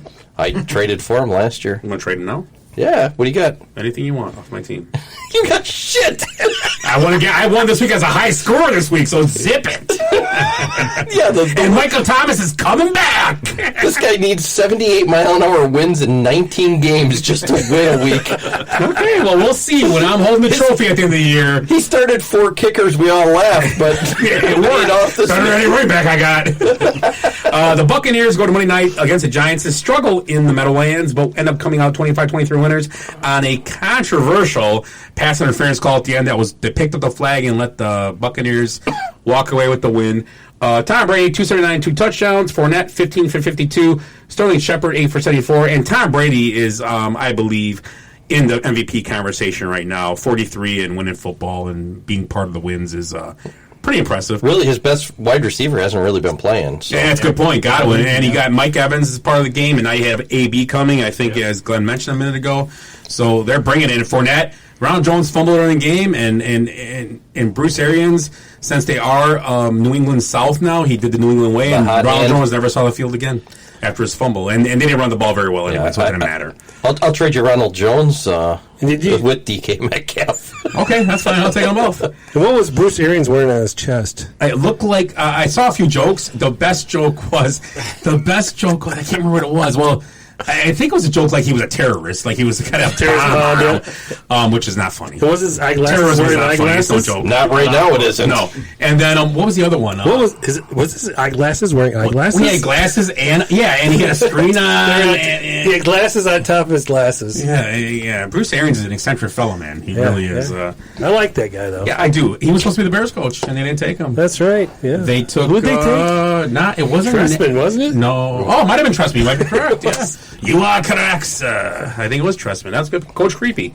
So let's move to the NFC North. And in the NFC North, the Vikings go into Green Bay, and Dalvin Cook it becomes a one-man wrecking crew. 163, 3 touchdowns with a pass reception off of like a 50-yard screen pass, so 4 touchdowns total. Robert Tonyan keeps coming along for the Packers, 5 for 79. Aaron Rodgers, 291, 3 touchdowns. Now, the big story in the game is the run defense of the Packers came to show again. They just don't have to run. I think this week in San Fran they will win just because of the depleted team in San Fran. But I think it's going to be closer than people think. I really do. I think it'll be a touchdown game. Who's going to be Green Bay's running back? Yeah, they Aaron Jones, and now they have Jamal Williams out with injury, and the A.J. Dillon has COVID. Oh, I was going to say, lucky they drafted A.J. Dillon. He got COVID, though, so... Jordan Love time. And so they have no receivers other than... Devontae Adams. And no running backs. Yeah, well, I think Aaron Jones will be back this week. I think. What about their tight end situation? Tonyan. And Tonyan's been playing well for them. And Jay Steinberg. Sternberger's there, yeah, okay. So, and I believe Equinus St. Brown didn't have a great game, but he'll be available. So, I mean, receiver-wise, they should be okay, but it's the running back part that might hurt them. Aaron Jones, I think, will play. It just depends who will be his change of pace. And he's coming back for injury, so sometimes you like to get less carries for a guy like that. Right. And this might maybe be 20. Yeah. Who's the running back in the... Yeah, A.J. Dillon has COVID. Did he have it last week? No, he played. He didn't get one rush. No, he hasn't gotten much. I mean... So they have no confidence in him anyways. Well, like I said, I go back to the Falcon game earlier in the year when they're at the half-yard line and they don't bring him in. And I thought he was dressed. I mean, bring the kid in. I mean, we get to hear about how big he is and how powerful. You're at the half-yard line. Give him the ball. Let him have a touch on the NFL. That's what we can do. And I was kind of upset. I want to see him run the ball. I want to see him score. You want to see him blast through and everybody, all the fans, all 6 of them go, woo! All the cardboard cutouts start waving their hands. I don't even think Green Bay had that up. No, and it was supposed to be their first game with fans, and then the Evers thing changed that. No fans this week. That was supposed to be their first game with fans this past weekend, though, with minimal fans. But some fans are supposed to be there. Let's move on to the Lions. Is that going to come back to haunt Evers in the election next year, or in these 2 years? I think a lot of things are going to haunt Evers. Yep. That could be our other show. Well, yeah, let's do another podcast. That's the other podcast. Yeah. Politics and poontang. I don't know what's going to call that. Oh, that'd be a good one. I'll do the politics part. I'll do the poontang part. Yeah, you know more about that than I do. Colts Lions. I became the Lions. Ambassador to football last week. I was even picking them to finish over the Bears, and I don't think they'll catch the Bears. Not that the Bears might not tie with them, but after the Colts came in, and it was weird. They took the lead early 7-0. They were rolling along, and then they ended up losing 41-21. Did I pick Detroit too? I think I did. I was like, I'm going to go against Indianapolis. Yeah, 366, 3 touchdowns for Stafford. Wilkins Jonathan Taylor's lost confidence with the coach there, I think. Something happened there, and he's not getting much carries. Yeah, I might pick up Marlon Mack. Wilkins had 20 carries, 89 yards, and a touchdown. Marvin Hall, 4 catches, 113 for the Lions. Kenny Galladay left the game after 4 targets, no catches. I know, I got 0-2 head against you. With the hip injury, yeah. So, Lions lose. And the final game we'll talk about is the Bears. They lost 26-23 in overtime. The bright spot in the game was their kicker. Oh, yeah. Carlos Santos kicks a 51-yarder in the wind to take them to overtime, which that would have never happened 2 years ago. So, Carlos Santos is doing what he's supposed to do, but the defense... Who was the kicker before then? Cody Parkey, who actually missed his first field goal for Cleveland this week, and it was 3 minutes left in the game. He needed to make it to get him to within 7, and he missed it. So I laughed. Vegas loved him. In Cody Parkey's defense, somebody did get a quadruple doink in a game. Yes, Rutgers, not the Rutgers kicker. It was I can't remember college, but hit every goalpost. All three. Ding, and hit it twice. It was crazy. So Cody Parkey. It took him 4 hits in the game we were at. He hit it 4 times. He's so yesterday's news. Yeah, that's his problem. Bears lose 26-23. Drew Brees 282 touchdowns. Foles had 2 touchdowns also. David Montgomery, his best rushing day in decades. 21 for 89. Alvin Kamara 9 for 96 in receptions. The big story in that game was obviously the Bears dropping 2 in a row. And Nick Foles, once again, helmet goes out in the game. After the game, talks about how he doesn't have the freedom to call his own play, so he's running to silence like a high school kid because his helmet wasn't working. So I believe the problem right now in that situation is if you hear that, I think Nagy just wants way too much control of what's going on. He can't. He's on the field, and I think he's making mistakes. And I think it's going to cost him his job. Because he's panicking right now. Yeah, and it's going to cost Ryan Pace his job. Ryan Pace has done many good things for the Bears. Don't get me wrong. He's filled the team. But the problem with the Bears, and I said this last week, I gave crap to the Packers for taking a quarterback and a running back in the first 2 rounds. But I got to give crap to the Bears for taking a tight end instead of a lineman. Right? Oh, yeah. Okay? The same concept. You got to take best player available is awesome, but I think you take the best player you need in the second round of the NFL draft when that's your only. The Bears should have drafted every lineman possible to the end. Honestly, I'm not being funny. They should have drafted lineman and maybe throw running back in there because right now I watch NFL games on Sunday. I watch Red Zone. Okay, and every NFL team in the NFL has 2 backs on their team. Okay, the change of pace back is better than David Montgomery. No offense, David Montgomery. Okay, but he is. David Montgomery has no cutback to his game in a game of cutbacks. Bam, hits a wall, falls back. I don't expect them to find Aaron Jones or Alvin Kamara. I get that, but Gerald Henderson, Cam Akers, they were doing it all day the other day. I mean, they lost, but still, you got a kid down in Miami, Gaskin, who came out of nowhere. Yeah. I mean, these are guys, you got 4 running backs in Mostert, when they're all healthy. McKinnon, Mostert, you have Tevin Coleman, and you have this new kid, undrafted from Baylor, Hasty, who is a little beast. Yeah. So I understand, but they went in the NFL season with Tariq Cohen, who is not, if Montgomery got hurt, he could not carry the load for you. And Cordell Patterson. Who's a wide receiver. Who did well in New England, but that was New England. Right. Don't get me wrong, Cordell Patterson is a great kick returner, but the bottom line is that I don't know what they're thinking, and I think Pace loses his job because he bailed the defense in 2016 when they lost, or 17, and now for 2 years the offense is like, it'll figure out itself. It's going to come back to the quarterback. And their offensive line is terrible. Yeah, and the Foles thing, I see everyone wants to go back to Trubisky. I have 2 ways to look at that. I'm fine with that because might as well see what happens the rest of the year because are you really going to go far without a line anyway? Foles will get hurt eventually. I hate to say this, Foles will get hurt eventually. He's going to get hurt. Porcelain doll. Well, and because he gets hit every other play. Yeah. I mean, they cannot block. There was a play in this game, I hate to admit it, but I actually watched the last 5 minutes of this game and overtime. I just happened to be in a room where other people were watching it. There was a run, I can't remember if it was on 2nd down or 3rd down. I think it was the 3rd down. And he had 10, 15 yards open in front of him. He walked the line. He ran the line and got sacked. And got sacked on top of it. And I think, was it Aikman was announcing that game? And he said, man, if Trubisky was in there, he would have put his head down and got that first down. The only thing I agree with that, but did see there was 4 or 5 times that game when Foles gets time and can set that back foot. He is way better in accuracy than Mitch Trubisky will ever be, hands down. And that's what you want to give up. If the line does their job, you want the quarterback that can throw the ball to the receivers. So that's the bottom line. That's how it's set up.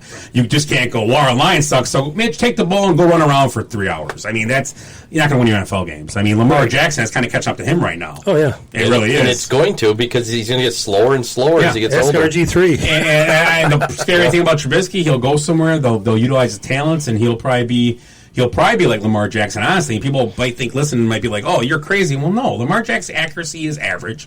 And Trubisky is almost not as fast, but he's pretty athletic. So if a team gets him in the right situation, he might figure it out. I don't know. Look at Tannehill. Yeah. There you go. And I like Trubisky. I have nothing against the kid. I mean, it just didn't work out. He was put in a situation that you went through a franchise that hasn't had a quarterback in X amount of years, and you're expected to be the guy, and it didn't work. It just didn't work out. Mitch will get the tattoo Big Trubs on his chest. Big Trubs, yeah, Big Trubs. I love it. I like it. I don't know where Ruby you're in, but you still got glitter on your head. Do I? Good hunting weekend, huh? I like glitter. You went to the. We went to the what the heck? The Chubby Hut. Chubby Hut. Bean snappers. Yeah, bean snappers. I drove past it like 6 times this weekend. So that's for our politics and politics. I've actually never been in bean snappers. I've driven past it. Yeah, I've driven past them. Quick. Yeah. I've been in some pretty raunchy ones. Not bean snappers, though. The one in South Dakota, it was pretty rough. Well, if you go to Bean Snappers, had my mom and sister, they worked there. Yeah, no, I'm just kidding. They don't work there. They got fired. They retired. Great pensions. All the glitter. Is that what you call that? 401ks are excellent. It's not whatever. So in the Benchwarmers Dynasty Fantasy League this week, I took D'Lo, moved him 1-7. The Cardiff Giants beat Lance Pants 121-113. Fire Breathing Kittens took their 5th loss in a row to Spandex and Sandals, 146-1. Saddles, not sandals. Oh, Saddles. I'm sorry. I think Sandals would be better. Culver's Dumpster got whooped up by Seaside Crackers. A little bit of a rat problem. Earl's Daddies beat him by 1 point, basically. Less than a 1 point. The rat problem lost by 1 point. Yeah, less than 1. Earl's Daddy. Yeah, our division and got that shit. Ed took a beat this week by Willie. Yeah. And our standings in the league are tightening up a little bit. The standings right now, the Cardiff Giants are 5-3 with myself, and Fire Breathing Kittens are 3-5. And then you have Lance Pants at 5 wins also in Spandex and Saddles. D'Lo's at 1-7. Ed Shower Ninjas at 6-2, along with Earl's Daddies. Right now, 14 wins in Willie's division is leading the league, with a close second coming to my division with jumped up to 13 wins. Oh, that collusion. This week, a big trade happened in our division. You should see this crap. You know what? You should see this crap. It's part of the thing. It was fair. It was fair. We passed it. We went through. We're all the collusion at this. And the trade was I received some mediocre players. I ended up getting James Conner, Devontae Adams, Robbie Anderson, and Chris Carson. And I traded, which I thought was a great trade. I moved on to the Cardiff Giants, who's in my division. Remember, the winning division gets the spoils. I passed on to him a bunch of tidbits, some good players.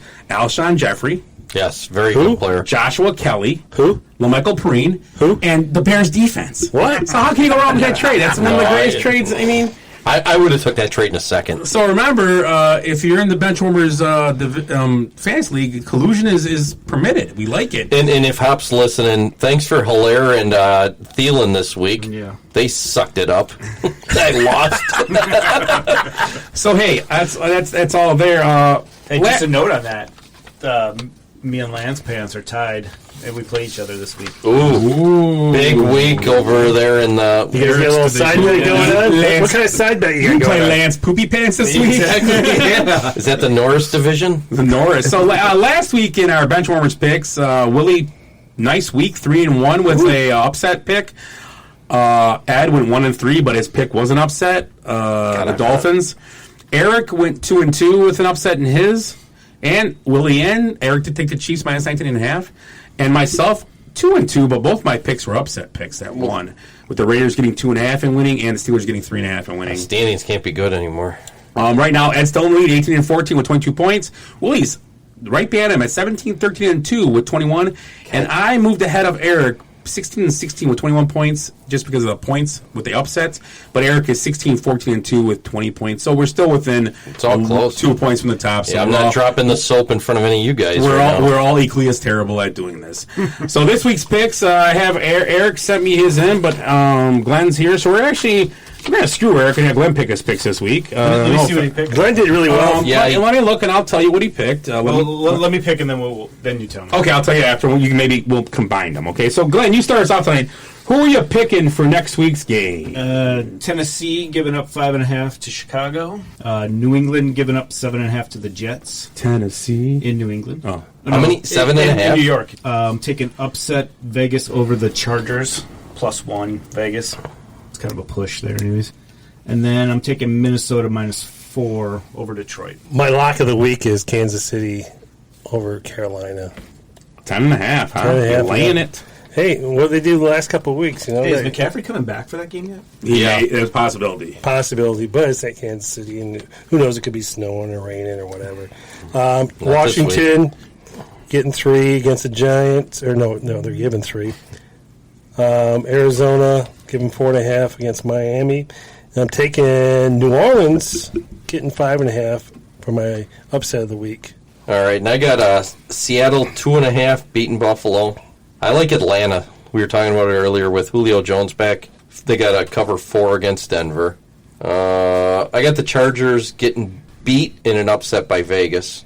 So I think Glenn picked that one as well. Mm-hmm. And I like Arizona over Miami with 4.5. Okay, myself, I'm gonna go with. I'm gonna do it. I just think San Fran just too beat up, and the Packers they need to win after last week. They don't need it, but they need to win there. And I like the Packers minus the 5.5 at San Fran. It's a lot to lay on the road, but San Fran I think is just with too no beat. Running backs. I just think San Fran's just too beat up, and I think Aaron Rodgers and Devontae Adams will prove to be too much in the end for them. And I think they're gonna get that last minute touchdown and win by that 7, and this 5.5 is covered. I like Vegas with you guys getting 1 against the Chargers. I believe you picked that, correct? Yeah, me and Glenn. I actually like I like the Steelers a ton, giving 10 to the Cowboys. I just think the Cowboys just aren't good right now. They can't play defense, and now with whoever starts a quarterback doesn't matter. And the Steelers are way better than Philadelphia, and Philadelphia beat it by 15. So this is going to be a way different animal. I stayed away from that game because I thought maybe Dallas would wake up. I think it's 1978 Super Bowl or something. And did I just do 2 so far? No, I did 3. 3. And then my last one, I'm going to go with I'm taking the Jets getting the 7.5 against the Patriots. I just think the Patriots are just moving a different way right now. It's in New England too, right? No, it's at the Jets. So that's I'll give 7.5. Let's see what happens. That home crowd's going to be behind they're them. pretty pretty raucous. All 8 of them. The guy that wears the fireman's They have louder cardboard cutouts than Green Bay. I heard. I actually heard a story. I don't know if I sent it to you guys that there was a Jets fan. The Jets called him and said, "Hey, you got to get your money in for your season tickets. It's like $32,000. He had 5 seats." Had him for 31 years.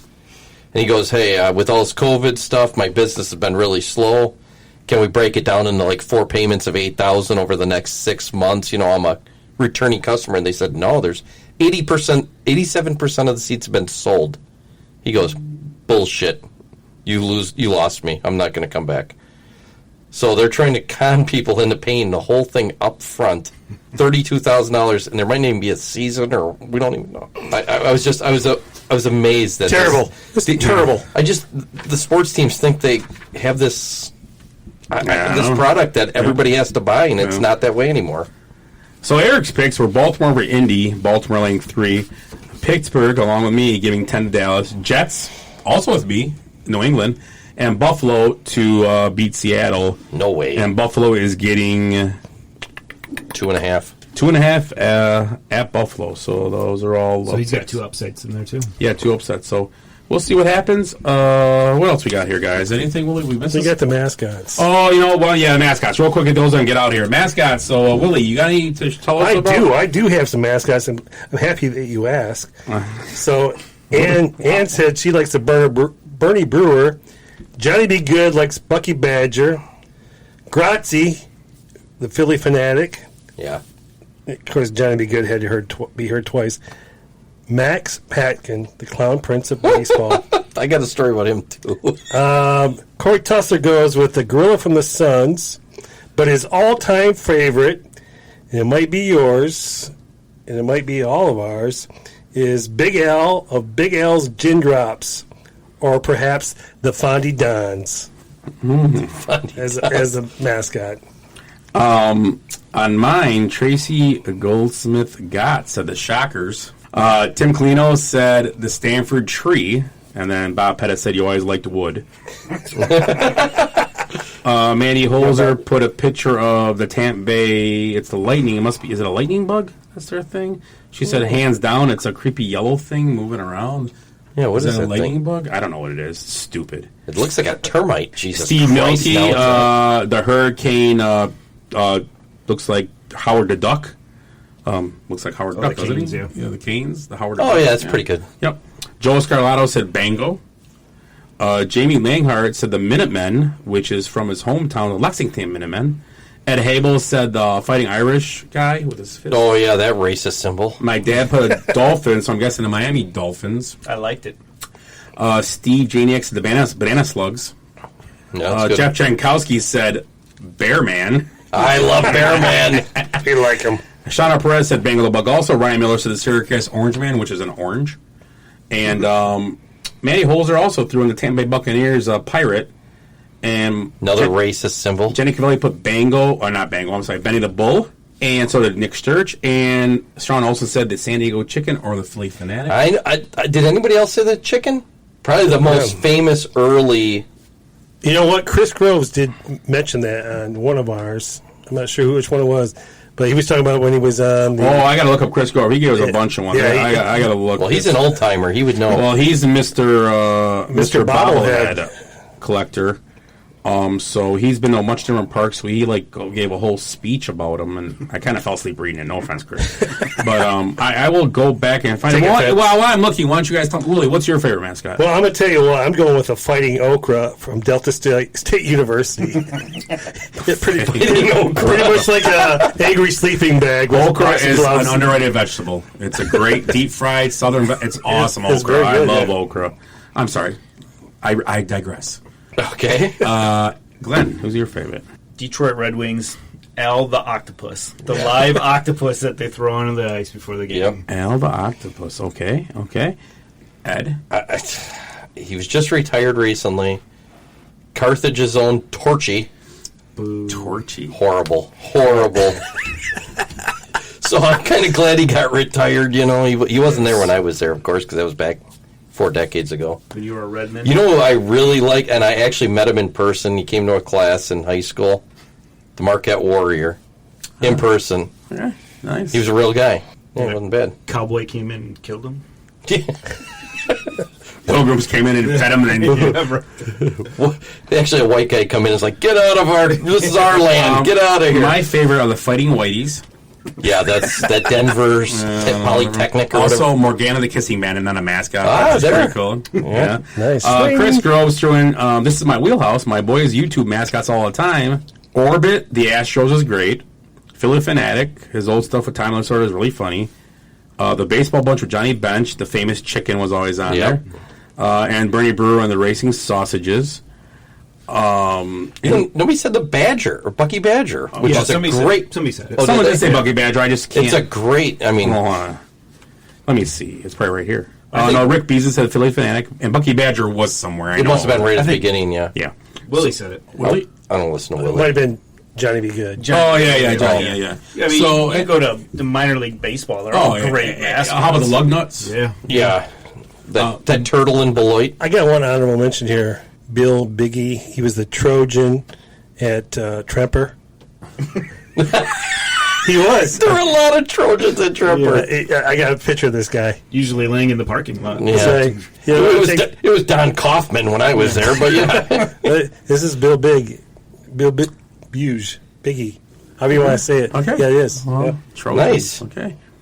Any of us ever mascots? Anyone? We weren't cool, were we? I know. And I don't think the mascots were that cool either. I wasn't a Trojan. Mo the Hawk at IT. Yeah, we're all Trojans right here. Red Devil. Willie, when you were in high school, what was the mascot at your school? Dragons. A rock. The Dragons, because they had dragons. Dragons! He's slaying two.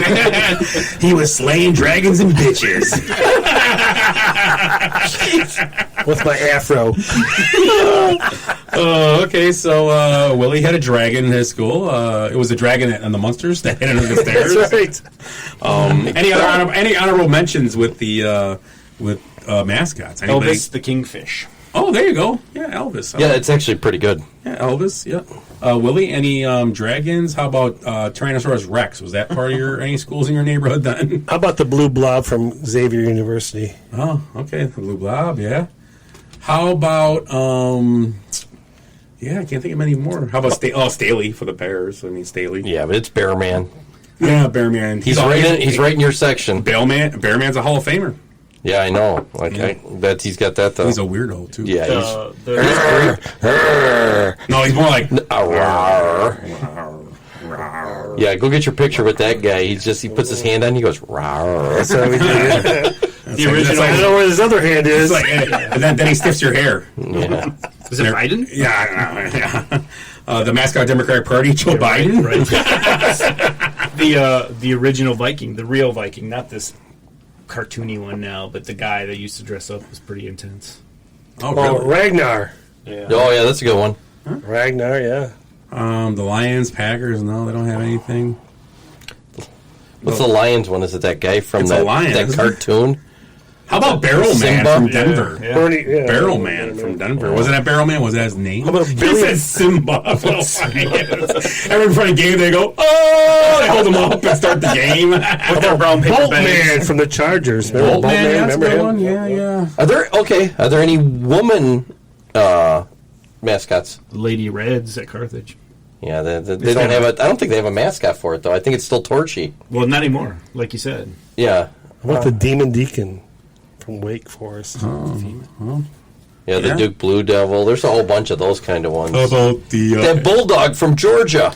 Yeah. How about the Seminole? Yeah, that Indian guy. He might not be around long, but he is. Yeah. Buffalo. Oklahoma brings out the stagecoach and does Illinois have an Indian mascot? Because supposedly they're the Fighting Illini. Yeah, but I think they're honor the tribe the way the Illini do it. Yeah. Well, the Redskins did, but they got taken away. Well, that's a little. That's the football team. That's my favorite mascot. Yeah, the fighting the Flying W. The Fighting Whiteys and the Drunken Irishmen are all. They're pretty tame compared to the Redskins. Let's be honest. Yeah. Hey, you know what? High fives all around for everybody. Yeah.